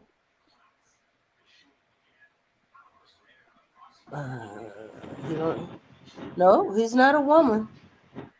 Well, then he can't. Well, if he's not a woman, then his information is faulty. Exactly. You're not a woman, dude. You don't know what the fuck it takes. You're not a woman. And then on top of that, you can't raise your kids any goddamn way. So I'm not even sure what the fuck you're talking about because you don't raise your children. So I'm looking at you side eye like, okay, dude, you have the highest absentee father rate in the whole world. Who are you trying to tell somebody about raising children? You don't raise your own, so what are you talking about? Why are you even having a discussion? And then on top of that, you trying to tell women when they are developed and what they can do. You're not a woman. You don't know what's going on with their bodies. Every woman is not the same. You don't know what development happens in one woman may not happen in another.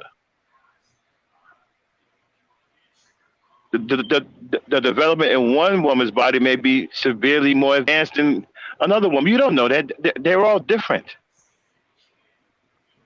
So you don't know what the fuck you're talking about.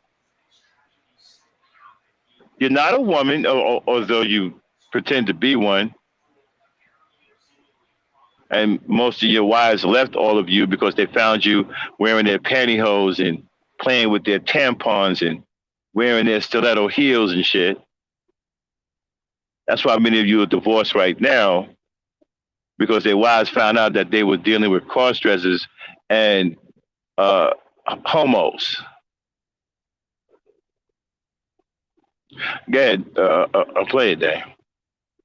Go ahead, Jay. Thanks for that super chat, Charles Merchant. Do appreciate that. And oh yeah, I almost forgot. Shout out to Ike, man. I forgot to drop his calamity hit me any moment. What's a pity? Tomorrow never certain. What was behind the curtain? The face of evil. Right. At the end of the day, we can't just. I agree with questions. But we seem to be fine with using morality when it fits us. But then when we want to make it. What happened, Dan? Did it just skip? We throw it out the window. So I'm just curious.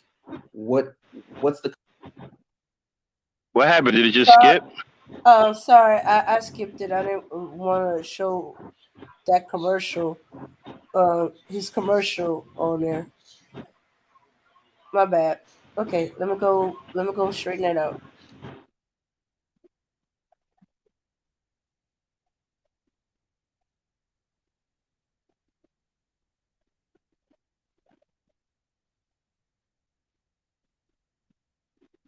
Yeah, I can hear you. All right. What's up, Bernard? Yeah, what's up? All right. So I have a few things I want to touch on. So first of all, I dropped a few links in the back chat.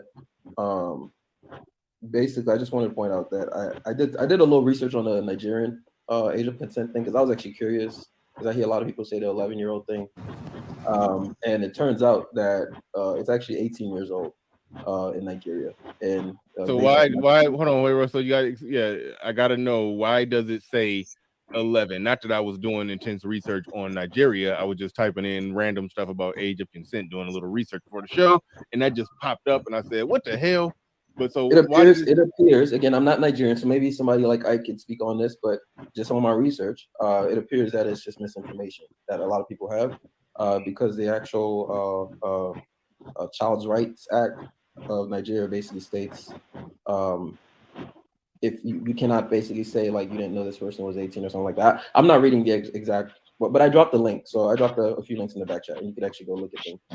One of them actually links directly to the document, the official Nigerian document. So anyway, I just wanted to point that out. So that it appears to just be misinformation. That's 11 years old. Anyway, one question I have, right, for conservatives like who basically say like it's the law, so why y'all tripping essentially. One thing that I find interesting with this argument where we throw morality out the window, right? Because I do understand morality is kind of like, it's a tricky thing in a lot of these conversations. But when we just decide to throw it out the window, one question I have is, how come some of these same folks who make this argument will make strong arguments against legal abortion, right?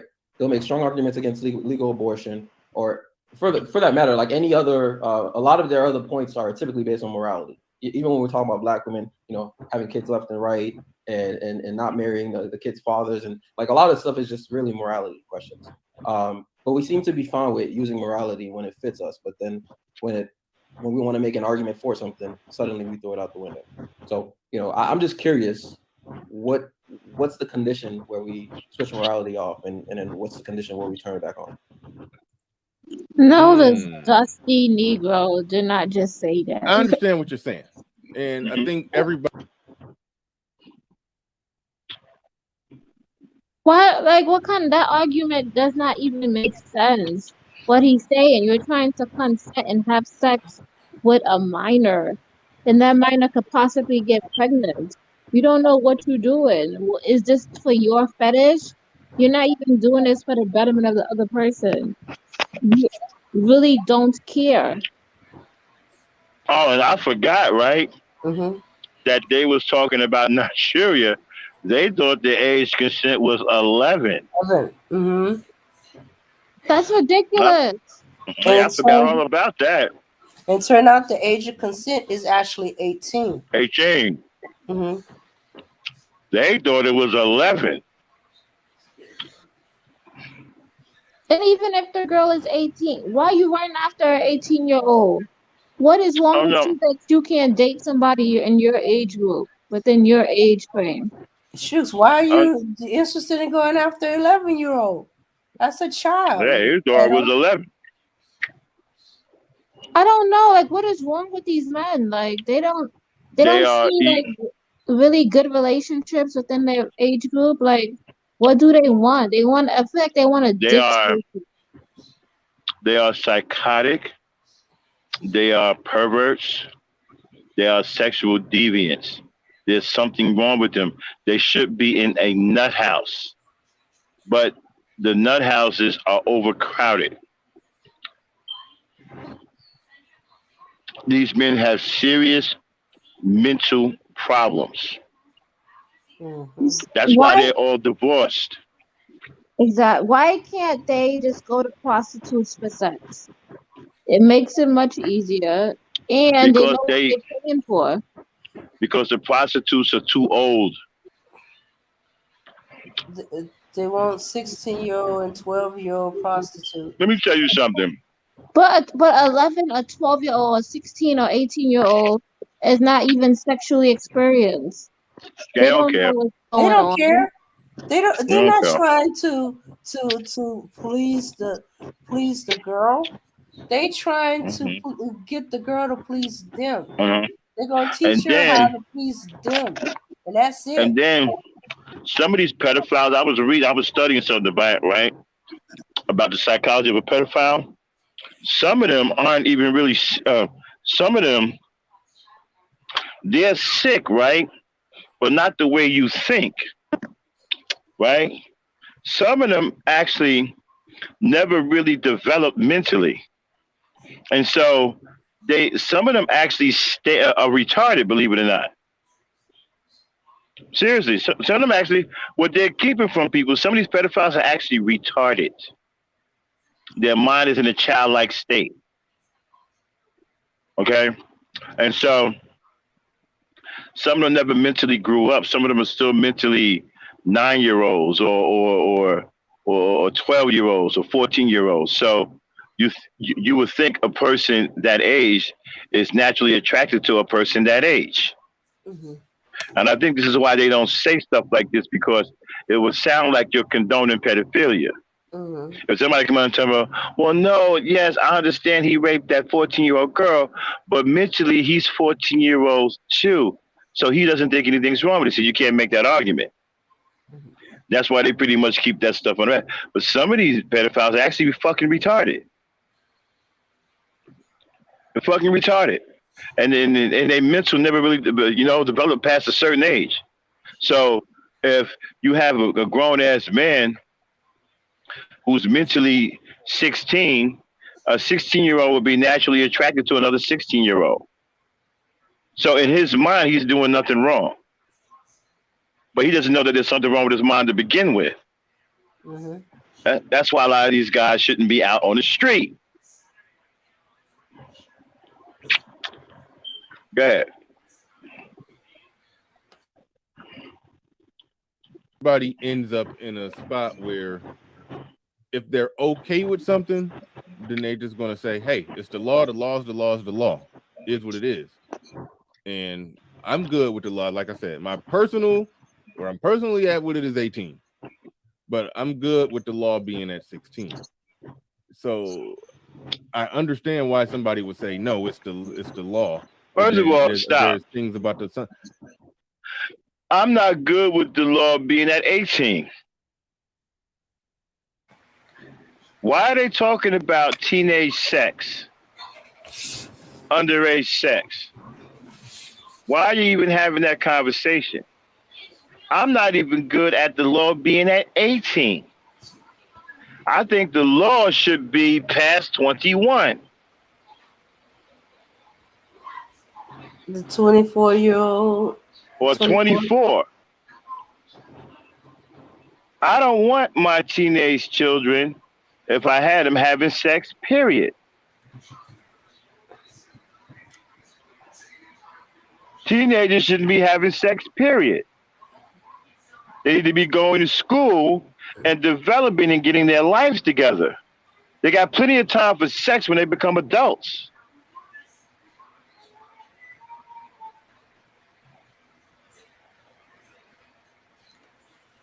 Yeah. Over here advocating for teenage sex. Pedophiles. Go ahead, Dane. Oh yeah. Yeah. So yeah, we should go with the the age being higher. Oh no, they fighting that. They're trying to get it lower. They want those laws to change so they don't get in trouble for doing what they want to do. If it was left up to them, them laws wouldn't exist at all. But apparently them laws had to exist for a reason. There's something wrong with the way things were being done. Mm-hmm.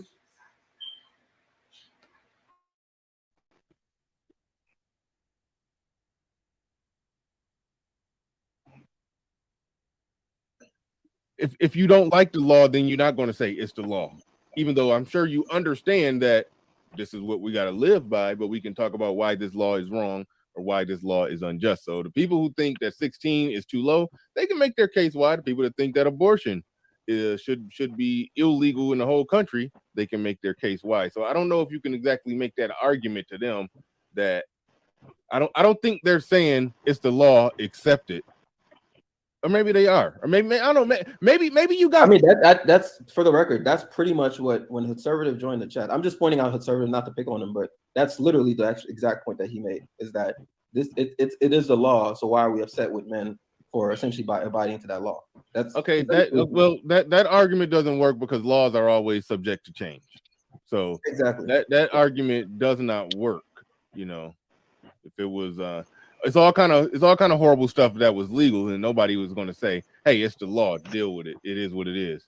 Well, I think the main point I'm trying to make with this though is that at the end of the day, right? At the end of the day, we can't just. I agree with you, and even something that Ike said earlier regarding morality. I can't remember, but I agree with you that a lot of people do get on their high horse and they try to essentially virtue signal, right? So I get that part, but I think when I just really find it strange when, especially conservatives, basically say we're gonna just throw morality out the window, or at least allude to that, right? Because a lot of conservative arguments are based on morality. You can't. There's no way to square that circle, right? Like a lot of conservative arguments are actually based on morality if you actually dig into it. And so that's true. And so for me, it's very interesting when I see conservatives on this topic in particular. Is the one topic where suddenly we start questioning morality. We start questioning whether. Well, okay, I wouldn't hit conservatives in general with that, because I think most conservatives are okay with it being raised to 18 as opposed to 17. I think most conservatives there. I think there's something unique about, let's just say, in the Manosphere has some hedonic conservatives, some very hedonistic conservatives, and that's it's like a rare bunch. And so I understand where you're going. It's conservatives who are conservatives because they're against a lot of the liberal stuff that's going haywire out there. So they're swinging in this direction. But when it comes to sexual freedom, they still have a certain level of hedonism in them, and there's nothing terribly wrong with that. But I understand that is a potential flaw. Being a conservative, especially if you're conservative, you're in most cases you're traditional, and if you're traditional, then you're probably pro-marriage or pro-family. In most cases, not all, but in most cases, you're pretty pro-marriage, pro-family, pro all of that. And so there are some conservatives in the manosphere that are not really, pro all of those things. So you could be finding a potential contradiction, or not just a contradiction, but something that the individuals who fall in that category probably need to better explain. Yeah, I don't even think it's a contradiction. I just think it's an inconsistency. That's all. That's pretty much what it is. It's an inconsistency predicated off how they frame the argument. If they frame the argument that bad to where they say it's the law, it's the law is the law is the law, and just deal with it, then no, I don't think they would say that if the law was at 9 years old for the age of consent. So that's why you run into a problem whenever you try to make an argument that it's the law. The legal age of consent, let's just say in Utah, the legal age of consent is 13. Somebody have sex with a 13-year-old, and then you argue, well, it was legal. He didn't break the law. So there is a subjective, arbitrary line that you have to draw in the sand. And even if you put it all the way up at 18 with me, I still understand that I'm drawing a subjective, arbitrary line as well. So once that's understood, then you realize that there are no good answers. May I chime in, Bernard?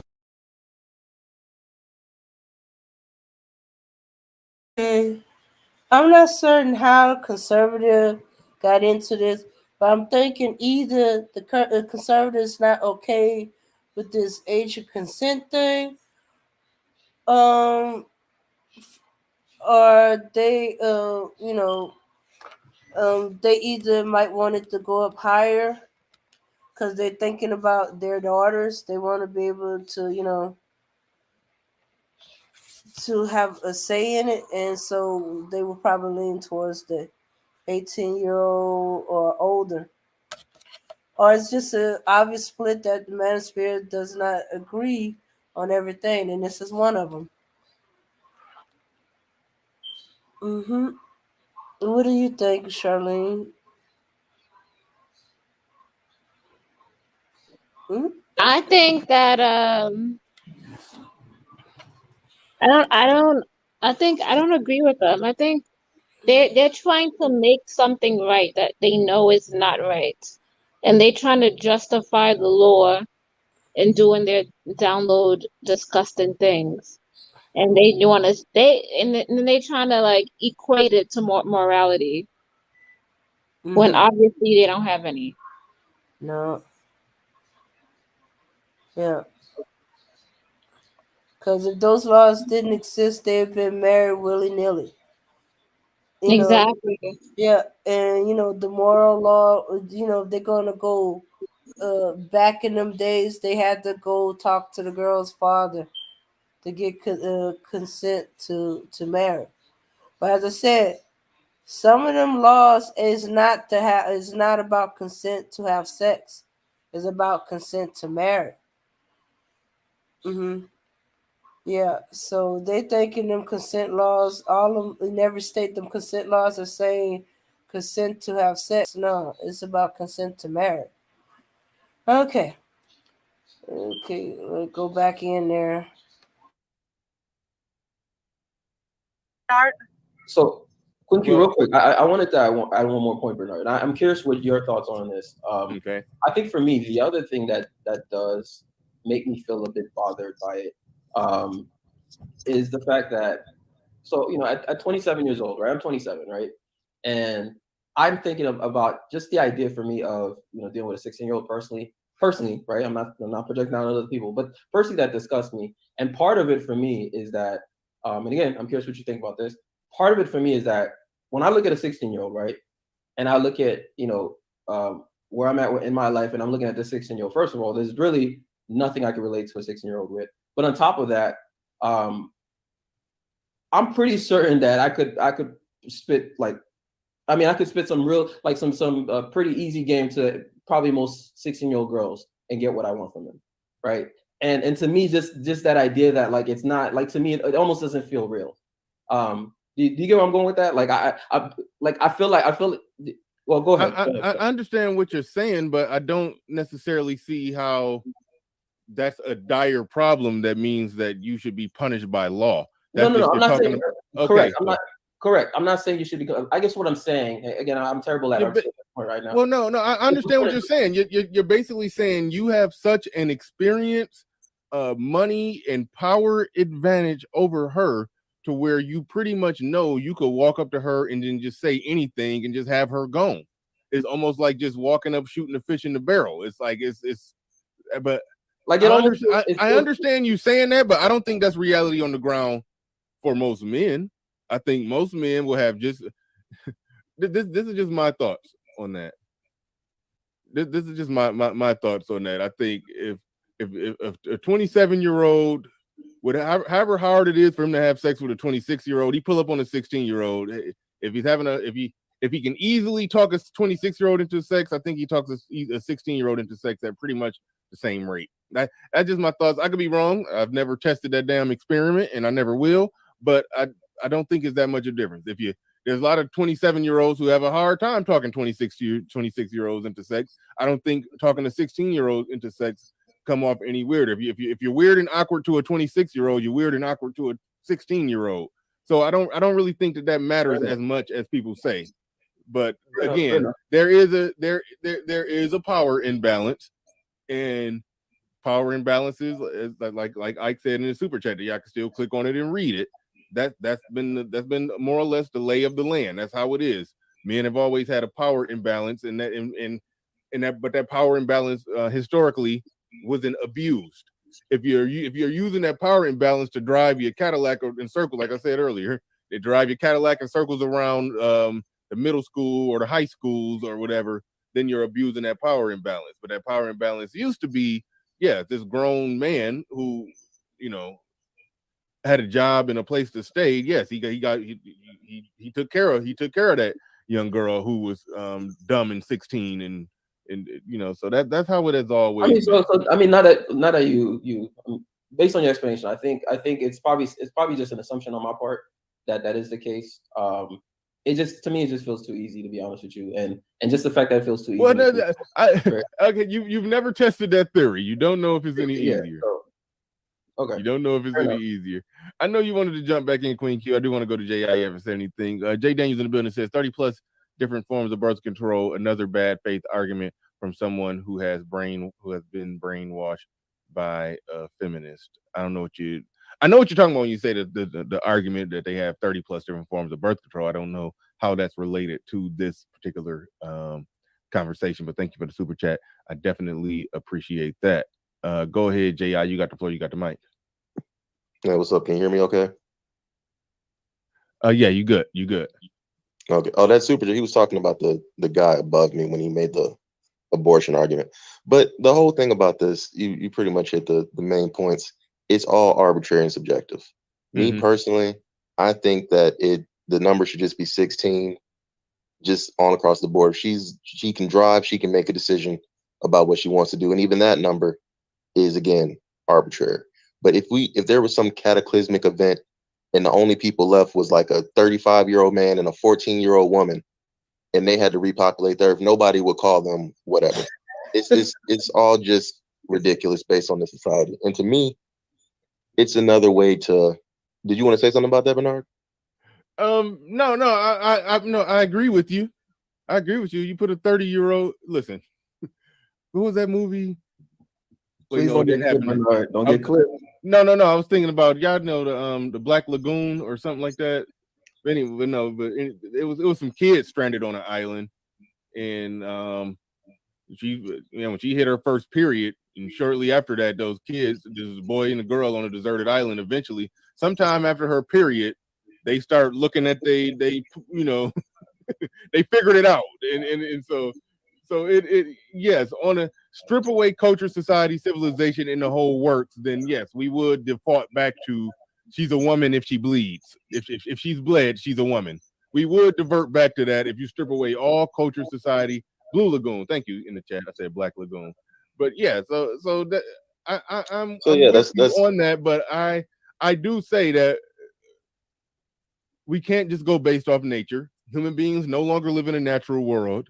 So we do have to take modern things into consideration if we're going when we try to put that number anywhere. So I totally, but I understand exactly where you come from. And agreed. That's why I personally put the number at 16. What? Can I ask you a question? If you don't Go mind? ahead. So how do you feel about the fact that in as far as I know, in most states, or probably at least in a lot of states, even at 16 years Hey, old. I'm stepping away for a slight second. Don't say nothing too crazy. I'm stepping away for a second. I'll hold you down, Bernard. Don't worry. Go ahead, JB. So yeah, in a lot of states, at 16 years old, even if you can drive, you technically need to drive with somebody else who's over 18.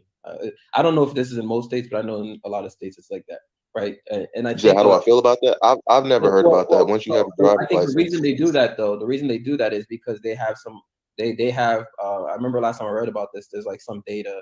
I forget if it's insurance data or something. There was some data that shows that 16-year-olds, like they just.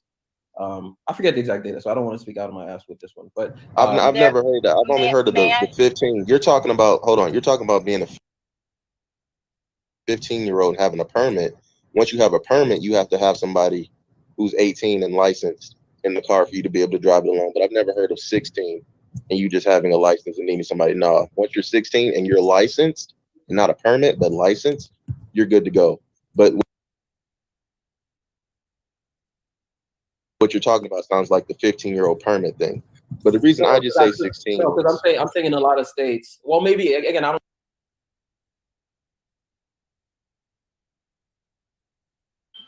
All right, everybody. I'm gonna have to face it. I am kind of drifting here. I missed the whole thing of what he just said. Okay, I'm gonna stop it here. We're gonna have another show to complete this, and we'll go into it. Right now, I'm too far gone to give it my full attention. All right, everybody, we're going to continue this on another ladies' night. All right. Thank you for having me. Oh, you're welcome, and thank you so much for coming up and helping us to understand the pink pill a little better. Thanks everybody for coming. and we're gonna just leave out peace, power, unity, everyone. Oop, oop, oop, oop. Let's get ladies out here. Mm-hmm. And could add that later to it. Mm-hmm.